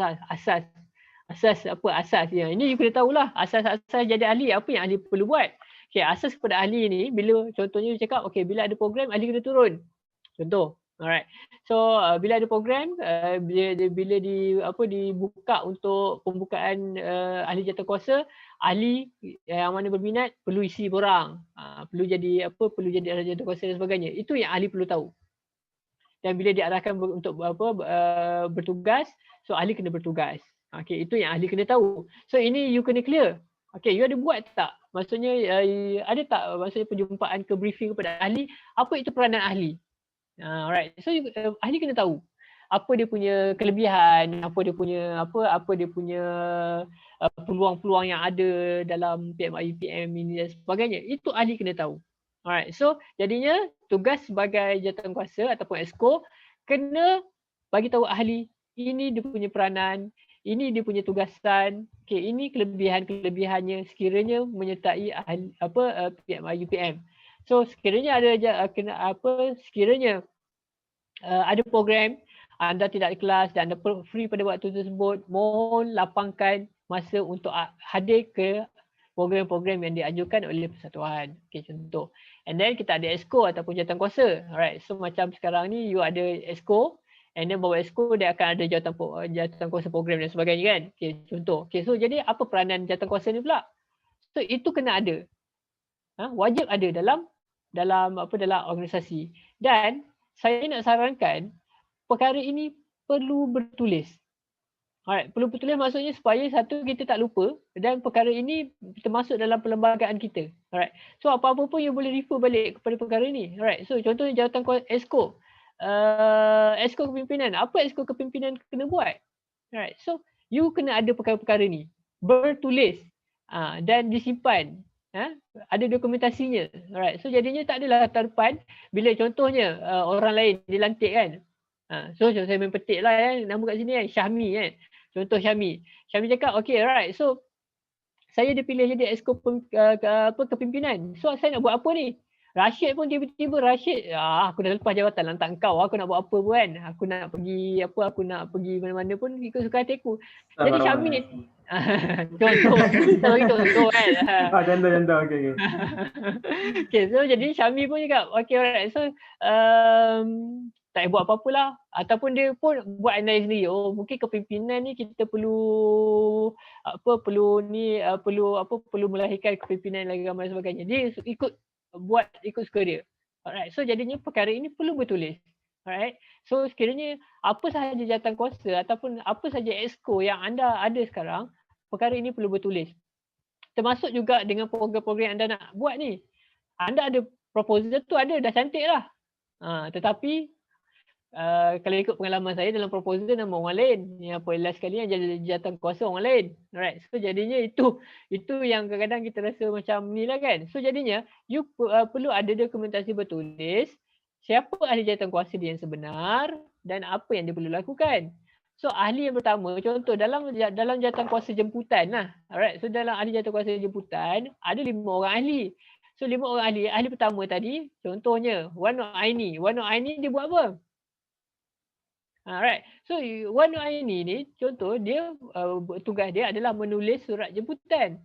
So you kena tulis Wano Aini menulis surat jemputan. Afina. Contoh Nur Afina. Nur Afina buat apa? Nur Afina buat menyediakan senarai jemputan yang perlu hadir. So itu tugas Nur Afina. Kalau you tak tulis, kejap lagi Wano Aini lah buat surat jemputan, Wano Aini lah buat senarai nama jemputan, Wano Aini lah pergi hantar surat jemputan, Wano Aini lah pergi HCP. Nur Afina buat apa? Contoh. Okay. Nur Afina pun tak tahu nak buat apa. Kalau dia tanya, entahlah, dia orang tak brief pun saya apa saya nak buat. Padahal Wano Aini dia dah kerja dah macam penat dah ni dengan tak pergi kelas dan sebagainya. Alright. So jadinya penting benda itu bertulis dan apabila dimasukkan di dalam mesyuarat, alright, so you laporkan apa yang you all buat sahaja. Tapi tak adalah setiap ahli jawatankuasa jemputan ni akan laporkan, betul? So ketua dia lah sahaja, ketua dia yang bertanggungjawab untuk dapatkan laporan daripada 5 jawatankuasa bawah dia ni. So kalau tak bertulis, masing-masing dia cacat marbah lah, orang ni buat tugas orang ni buat tugas orang ni. Last sekali ada sleeping partner. Bila keluar merit, dia orang pertama pergi merit. Mana merit aku? Aku kan jawatankuasa ni. Right. So apa bukti? Contoh, kau tak buat kerja lah. Apa bukti dia tak buat kerja? Dia punya job spec pun tak ada. Dia punya job description pun tak ada. You nak suruh dia buat kerja. Right. So jadinya perlu ada job description dia dan perlu ada list dia. Okay, so you dah buat ni. So sebab itu saya katakan, kalau you all sekarang sebagai pengurusan di peringkat PMI, perlu ada dokumentasi setiap jawatankuasa sehingga kepada ahli-ahli. Alright, so dan akhirnya top. Alright, so top ni tugasnya apa? Alright, so EXCO tadi memang melaksanakan program dan sebagainya. So jadinya top ni tugasnya apa? Tugasnya adakah pergi mesyuarat saja? Okay. Adakah pergi jalan-jalan saja? Contohlah kan. Okay, so jadinya top ini adalah dasar. Alright. So sebenarnya di atas top ni dia ada top lagi. Alright. So top contohnya HCP. Alright. So HCP katakan bahawa HCP ni menjalankan dasar Kementerian Pengajian Tinggi kan. So jadinya HCP kata okey, setiap persatuan mahasiswa pelajar perlu capai 7 KPI. So HCP dia takkan pergi kepada ahli biasa terus.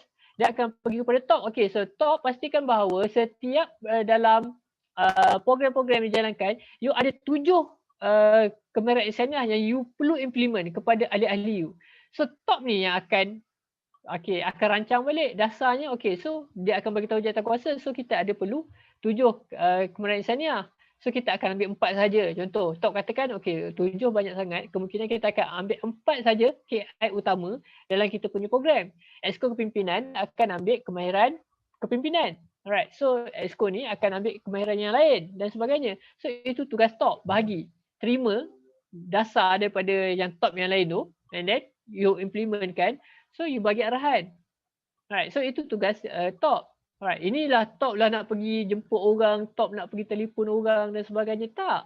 So top ini tugas dia adalah menerima dasar, mengkaji dasar tersebut dan memikirkan macam mana you nak implementkan perkara ini kepada you punya organisasi. Itu penting. Alright, supaya tugas-tugas ini tidak bercampur. Okay, antara satu tugasan dengan tugasan yang lain lah. Okay. Okay, seterusnya, alright, so kita ada lebih kurang dalam 20 minit, alright. So ini adalah petikan daripada surah Al-As, okay. So demi masa semuanya manusia itu dalam kerugian, kecuali orang yang beriman dan beramal soleh dan mereka perlu berurusan dengan kebenaran serta besar dengan kesabaran. Okay, alright. So sebab tu saya katakan bahawa dalam berorganisasi, apa yang penting adalah masa, alright. So you kena tetapkan betul-betul masa you supaya you tak kerugian. Alright, so every second dalam life you sebagai ahli PMI UPM, sebagai pelajar Universiti Putra Malaysia tahun pertama, kedua, ketiga dan sebagainya, apa pun you punya jawatan di dalam PMI UPM adalah you kena pastikan bahawa masa you tidak tersia-sia. Ya? Masa you tidak menjadi toksik kepada you. Okay, alright. Sebab itu you perlu ada deskripsi tugasan. Saya dah sentuh dah tadi. Setiap orang dalam jawatankuasa, setiap ahli perlu ada deskripsi tugas apa yang dia perlu buat secara detail, secara terperinci. Perlu ada list. Alright. So sebab saya pernah jadi fellow, alright, di Kolej 17 selama 2010 sampai 2018, 8 tahun. Okay, so 8 tahun sebagai fellow, alright, ini adalah perkara yang saya cuba nak implement. Okay, cuba nak praktikalkan kepada pelajar supaya everyone ada deskripsi tugasan masing-masing. Ya, maksudnya tugasan masing-masing. Saya ahli, saya jawatankuasa. Saya ada 5 tugasan untuk program pengurusan. So saya perlu ada list 5 perkara yang perlu saya buat ni, dan bila saya dah buat 5 perkara ini and it's done. Okay, dan itu tamat untuk saya. Okay, alright. So sekiranya ahli lain yang tidak buat kerja masing-masing, you need, alright. So kita ambil falsafah daripada Art of War, alright. Dia mengatakan sekiranya ada general dia yang tidak boleh dengar kata dia dengan baik, just terminate it. Terminate je lah. Mungkin you dah bagi 1-2 peluang, okay, dia tak minat jawatankuasa ni, and then you will start dengan jawatankuasa lain. So jawatankuasa lain pun dia tak berminat untuk melakukan tugasan dia, dan terbukti dengan daripada deskripsi tugasan yang dia ada, dia tidak lakukan tugasan dia, and then you kena abaikan ahli-ahli seperti ini. Dia akan menjadi toksik dalam you punya jawatankuasa tu nanti. Alright. Okay. So jadinya, okay, so saya akan ceritakan tentang 3 kepimpinan sekejap lagi. Alright. So itu deskripsi tugas lah untuk setiap jawatankuasa. And then takwim. Takwim ni untuk untuk kita katakan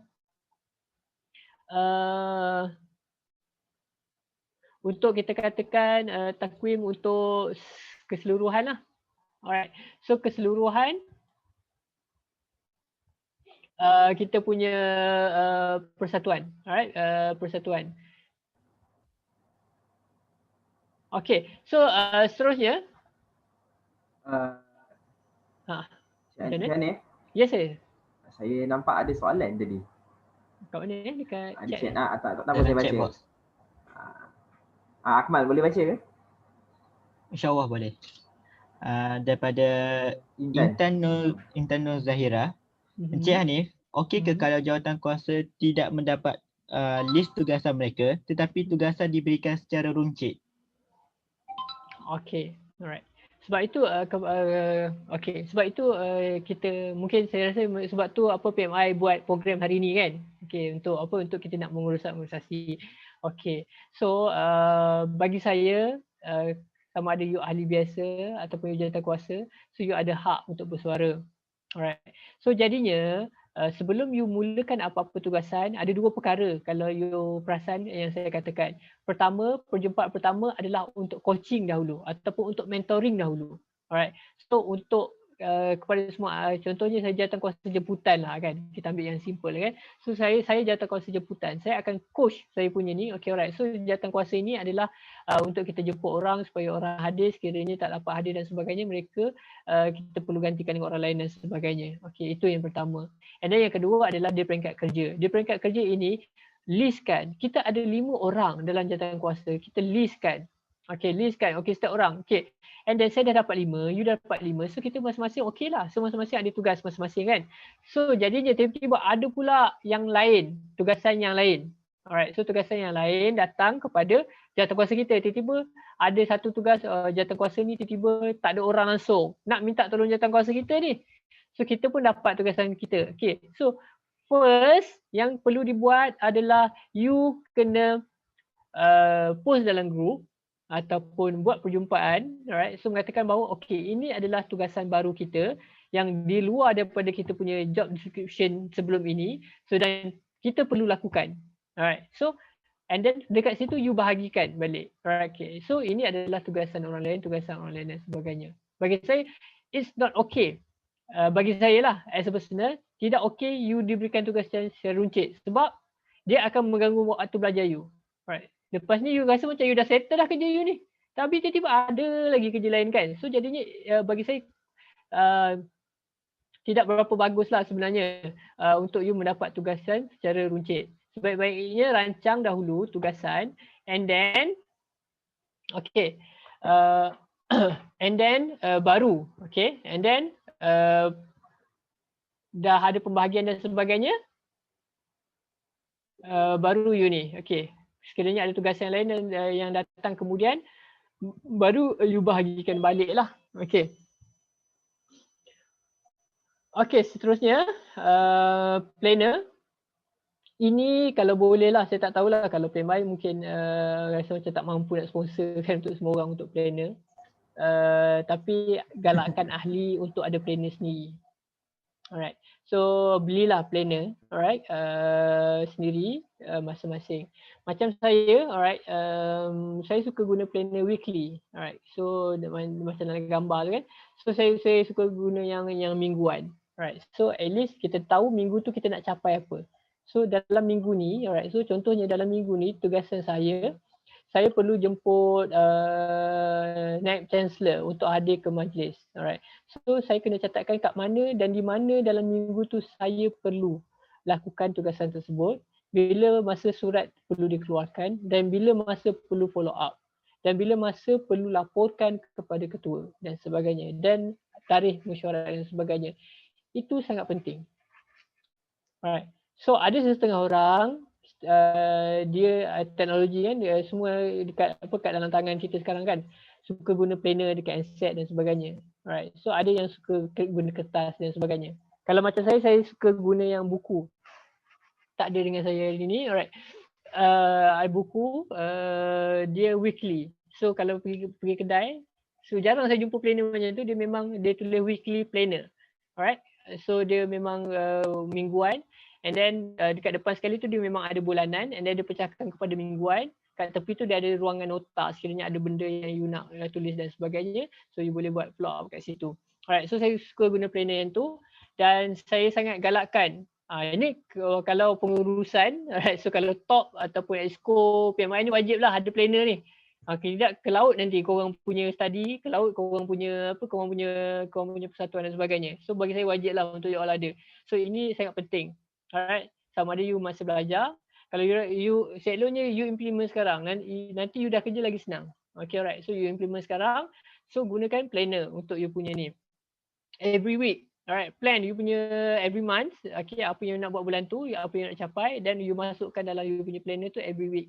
Apa yang you perlu capai dan sebagainya, apa yang you perlu buat supaya you tak lari daripada tarikh-tarikh dia.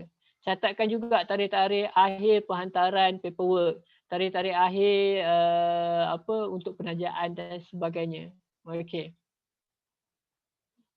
Okay, so ini saya dah terangkan sikit tadi. Alright, so ini lebih kepada psikologi. Saya masukkan juga implement psikologi dalam slide saya. Sebab akhirnya you as a sebagai pengurusan ataupun sebagai ahli PMI UPM, so you kena fikir. Alright, so yang pertamanya adalah berkenaan dengan kognitif. Alright, so you kena positifkan diri bahawa you join persatuan ini untuk apa. Alright, so you kena mindsetkan pemikiran yang positif dalam minda you, and then you buat benda yang baik tingkah laku. Alright, so you jangan fikir saja minggu ni aku nak buat apa, aku nak contohnya aku nak study lah, contoh kan. Okay, minggu ni aku nak study 3 hari, buat kerja persatuan setengah hari. Okay, so you jangan fikir saja, you kena buat. Sebab tu saya katakan kognitif dengan tingkah laku itu perlu selari. Alright, so you fikir dan you buat, and then insyaAllah you punya emosi akan okay. Alright, so insyaAllah you punya emosi akan selalu happy sekiranya pemikiran dengan you punya tingkah laku itu selaras. You fikir yang positif, you bertingkah laku secara positif. Alright, so akhirnya emosi you tak ada masalah. Alright, so kadang-kadang kita penat nak fikir, kenapalah aku selalu sedih dan sebagainya. Okay, so bila you rasa macam you selalu sedih, you rasa macam tak puas hati dengan semua orang, dengki dengan semua orang dan sebagainya, you semak balik pemikiran you. Mungkin ada have something wrong dengan pemikiran you, dan juga mungkin have something wrong dengan you punya tingkah laku. Right, so mungkin pemikiran you dah positif, tetapi you melakukan benda-benda yang agak kurang positif. Okay, alright. So contohnya pemikiran you, aku nak sihat. Pemikiran kata nak sihat, tetapi tingkah laku you makan ni ikut bedal apa pun, right? Fast food, processed food, apa semua you bedal. Tapi you punya tingkah laku tu tak ni. Akhirnya you punya badan pun makin naik dan sebagainya, ataupun you tidak sihat. So jadinya tidak selaras. Jadinya pemikiran kognitif kena selari dengan tingkah laku, dan akhirnya insyaAllah you punya emosi tak ada isu. Alright, so mungkin kalau sedih normal lah manusia tu untuk sedih kan, tapi mungkin sedih dalam keadaan yang tidak berpanjangan. Okay, alright. So saya rasa itu saja. Alright, so nasihat saya untuk semua, advice saya untuk semua, kalau you all nak berlari,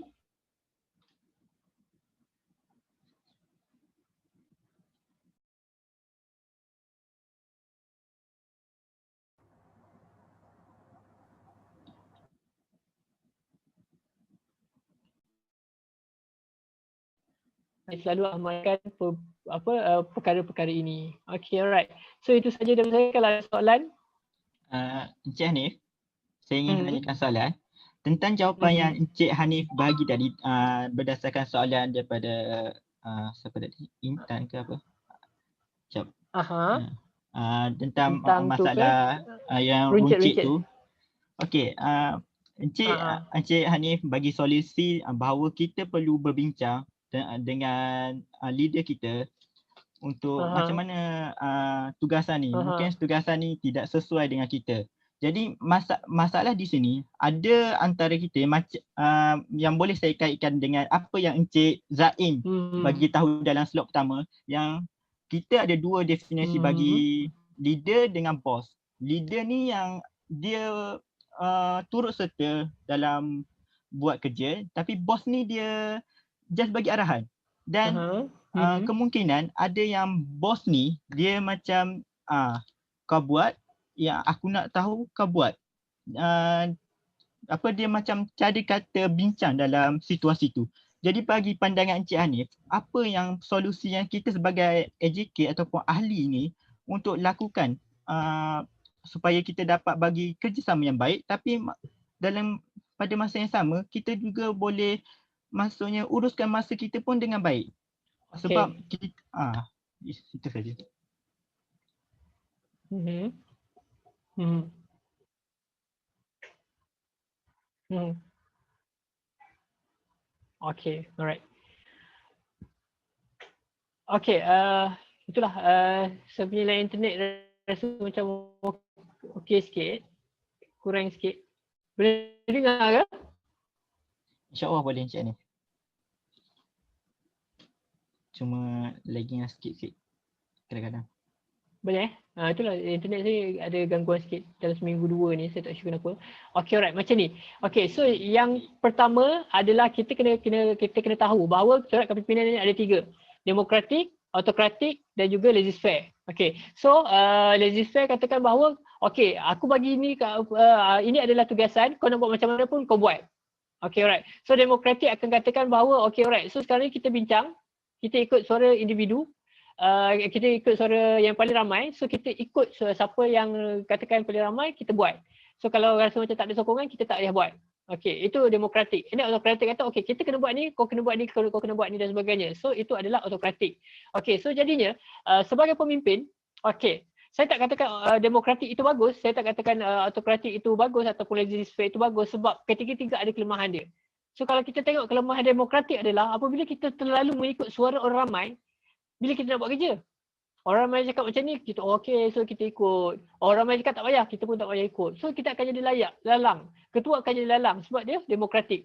Laissez-faire kelemahan dia adalah ikut sukalah pengikut nak macam mana pun. So jadinya kita sebagai kepimpinan akan lose kat situ. Kita lose tali nak bawa persatuan ini ke mana. Alright. So kalau autokratik, itu yang masalah dia adalah pengikut. Trust pengikut itu akan kurang kepada kita. Okay, so jadi sekarang ada beberapa isu. Okay, so contohnya isu tu memang perlu diselesaikan segera. Kita kena faham bahawa ketua ada hak dia untuk bersikap autokratik. You kena buat. Okay, so bila kita katakan macam tu, ialah kadang-kadang kita rasa macam berbeza pendapat dengan ketua. Itu perkara yang biasa. Tetapi kadang-kadang kita kena faham dia perlu bersifat autokratik. Okay, you kena buat. Alright, so jadinya itu pertama. Okay, alright. So yang keduanya, sekiranya ada peluang untuk demokratik, right, berbincang, so kita perlu berbincang dengan cara yang baik. Okay, alright. So itu bezalah. So corak kepimpinan ni berbeza antara satu sama lain. Saya tak katakan bahawa corak kepimpinan yang ini bagus, yang ini tak bagus dan sebagainya. Tetapi, alright. So kita perlu ingat at the end, so apa objektif persatuan kita tu tadi, so tercapai ataupun tidak, objektif itu bergantung kepada kita. Alright. So kadang-kadang kita tak suka perkara tanpa perbincangan. Okay, tetapi kadang-kadang mungkin itu adalah penyelesaian yang terbaik. Ataupun itu mungkin penyelesaian yang kurang baik, tetapi sekiranya ada peluang berbincang dengan ketua, you bawakan PDCA tadi. You bawakan plan, do, action, do, check and action tadi. Okay, so you cakap baik-baik dengan ketua, okay, so kita dah plan and then kita dah buat. And then seperti mana yang ketua arahkan, kita dah buat. Tetapi di peringkat check ni, kita dapati dalam semakan kita, feedback dia kurang bagus. Ahli rasa macam memberontak, ahli rasa tak puas hati dan sebagainya. So kita check kat sini. So in future, alright, mungkin kita perlu tambah baik daripada segi ini. Alright, bincang dengan ketua berkenaan dengan perkara ini. Alright, so yang pertama, okay, itu adalah perkara yang penting. Okay, tapi kalau kita katakan bahawa dia tu ketua, aku ni ahli biasa, aku nak exco biasa, takutlah nak tegur. No, once you dah diberi jawatan kuasa, alright, so itu adalah tanggungjawab you untuk menegur ketua. You ada hak you. Sebab itu saya katakan perlu adanya deskripsi bertulis. So apa yang exco jawatan kuasa you perlu buat. Right. So jadinya you exco. Adakah tegur ketua sebab you exco? Alright. Sekarang ni, tapi itulah saya katakan tadi, apa-apa pun kadang-kadang ada perkara yang kita perlu respect kepada keputusan ketua dan ada beberapa perkara yang kita perlu tegur kepada ketua. Alright. Sebab you exco, kita tak tahu in future mungkin you akan jadi you akan jadi presiden. Alright. So kita tak tahu yang tu. Tetapi bila you dah dilantik jadi exco, maksudnya you punya presiden ada kepercayaan kepada you untuk you jalankan tugas you sebagai exco dan you ada hak you untuk menegur. Alright. So kenapa you takut nak tegur? Alright. So satu, ketua ni garang. Okay, so rasa macam kalau aku tegur nanti dia tak suka aku, nanti program tak boleh jalan dan sebagainya. No. Okay, so berkata benarlah walaupun ia pahit, kan? So jadinya kalau you rasa macam benda tu betul, you tegur. So kalau dia cakap, okay, aku nak kau lepas jawatan. Alright, so sebagai exco, why not? Kalau you rasa benda tu benar dan you rasa benda tu memang perlu dijalankan, perlu dijalankan dan boleh menjejaskan organisasi sekiranya benda tu tak dijalankan. So saya tak sure apa pendirian anda. Tapi bagi saya as orang yang dalam ahli, dalam exco, perlu beranilah untuk berhadapan dengan perkara-perkara ni. Krisis di kalangan ketua dan juga ahli dan juga exco adalah benda yang biasa. Saya tak pernah lagi jumpa exco ataupun organisasi yang tak pernah ada krisis. Perfect. Right. So krisis adalah biasa. Tetapi macam mana you menangani krisis itu membuatkan you berbeza dengan organisasi yang lain. So as a president, as a exco, so you perlu ada skill untuk negotiate tu. You perlu ada skill untuk memujuk. So you perlu ada skill untuk mendengar. Perlu ada skill untuk bertanya. So benda-benda ni yang you perlu belajarlah dari masa ke semasa. Tapi bagi saya itu. Alright. So bagi saya kalau you rasa benda tu benar, benda tu memang betul, apa salahnya you tegur ketua? Bagi saya lah. Alright. So saya tak sure pendapat orang lain kan, nilai orang lain. Okay. Encik Hanif. Terima kasih. Okay. Sama-sama. Ada apa-apa lagi soalan daripada mahasiswa-mahasiswi yang lain? Akmal tahun berapa? Akmal baru tahun pertama.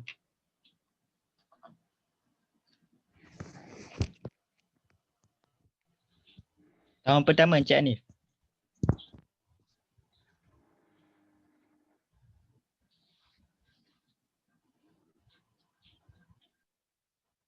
Okay, right. Banyak masa lagi tu. InsyaAllah.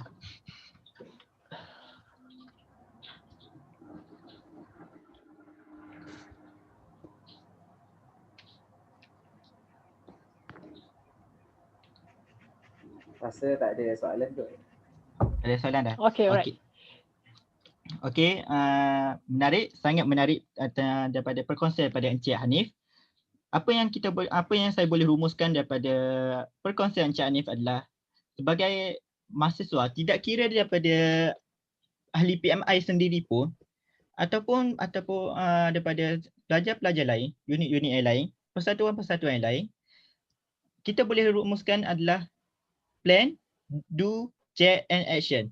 Menarik sangat perkongsian ini adalah kerana kita sangat lupa yang dalam persatuan sendiri yang kita perlu membuat satu perancangan, sesuatu keputusan untuk memaksimalkan objektif yang kita dah decide daripada awal lagi.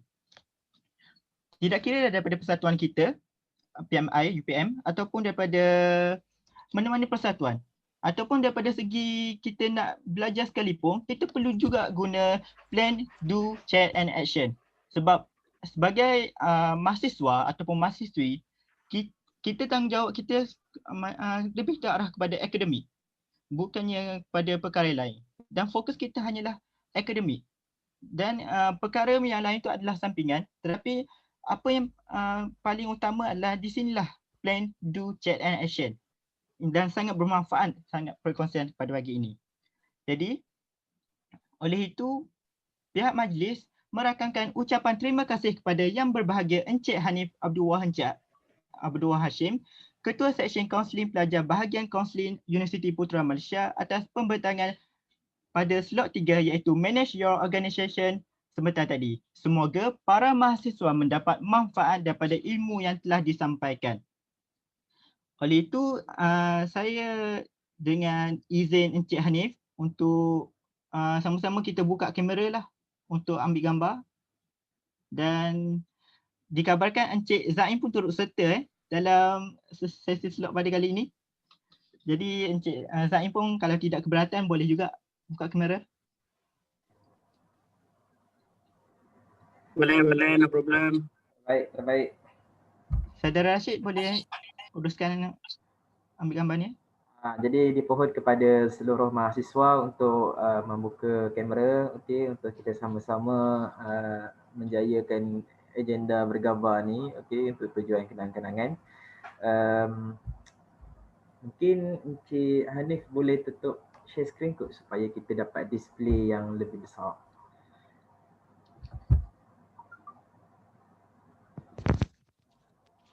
Saya rasa Encik Hanif ada masalah connection kat situ. Oh ya.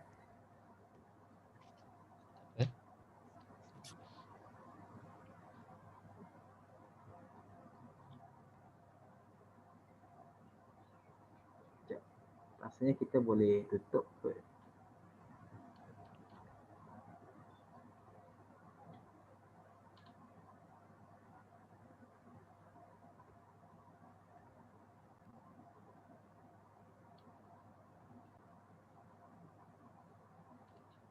Okey.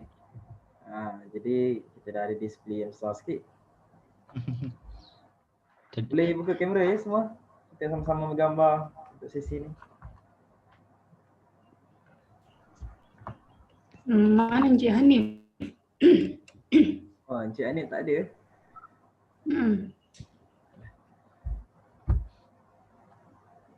Dia hari Ahad macam ni, mood dia mood mengantukkan kita semua. Tapi kita cari ilmu, jadi mudah-mudahan bermanfaat lah.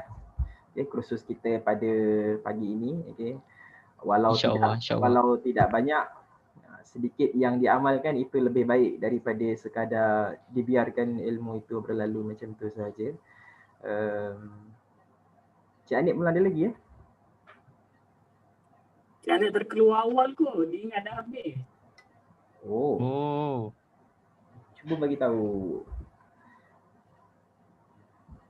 Cuba Asrina bagi tahu.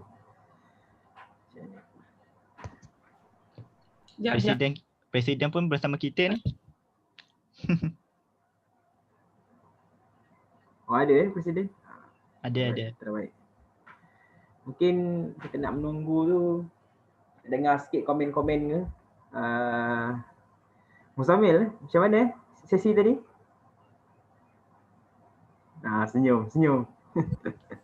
Baik. Baik Dah bersedia untuk menguruskan smart spot ni? InsyaAllah kita sama-sama. Encik Hanif kita Dian. Okey, dah piece tu adalah tu. Siapa lagi belum? Boleh buka kamera ya semua.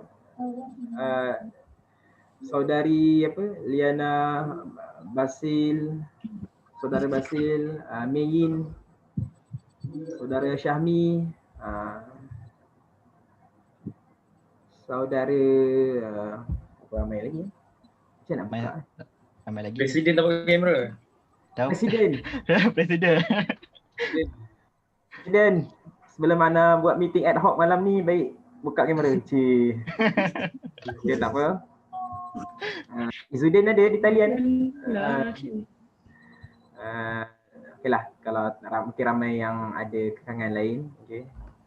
Sangat berani di situ. Maaf, laptop tak ada kamera. Okey, tak apa, tak ada masalah. Itulah ada kekangan. Okay, tapi siapa yang boleh tu kita ambil gambar lah. Okey, kenang-kenangan. Boleh ambil gambar ke Asrina? Ke macam mana? Ya. Kamera rosak. Okey, tak apa. Tak ada masalah. Kamera rosak. Okey, satu. Formal? 1, 2, 3. Okey, sekali lagi.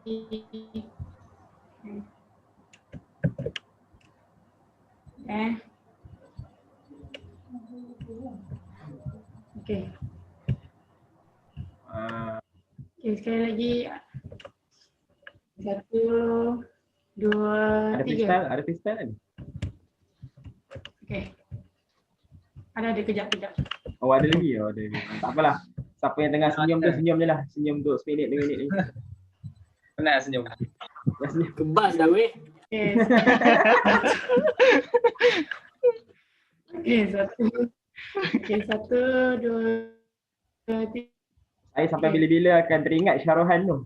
Saya takkan lupa tu. Kalau saya jumpa kat UPM nanti, Syarohan dia panggil. Kita pakai cermin mata hitam tu. Okay, satu set waktu belanja KFC. Saya jumpa kat UPM nanti, Syarohan dia panggil. Dah. Encik Syarohan. Syarohan terus. Saudari Asrina dah siap? Dah. Okey. Maka Dah. dengan berakhirnya sesi gambar bergambar ini, saya mengakhiri majlis kita dan saya ingin mengucapkan sekalun tahniah buat Encik Hanif dan juga Encik Zaim kerana telah memberikan sumbangan yang sangat besar kepada PMI ataupun mahasiswa sekaligus mampu melahirkan mahasiswa yang cemerlang, insya-Allah. Okey. Dan diingatkan kepada pelajar bahawa Encik Zaim telah share link dan diminta untuk mahasiswa untuk isi link tersebut bagi memudahkan Encik Zaim dan Encik Hanif lah. Dan jangan lupa kita ada juga satu lagi slot, iaitu slot yang keempat pada pukul 2 petang nanti, iaitu slot public speaking how to start yang akan diteruskan pada jam 2 petang dan para mahasiswa dipohon hadir tepat pada waktunya bagi memastikan kelancaran majlis pada waktu itu.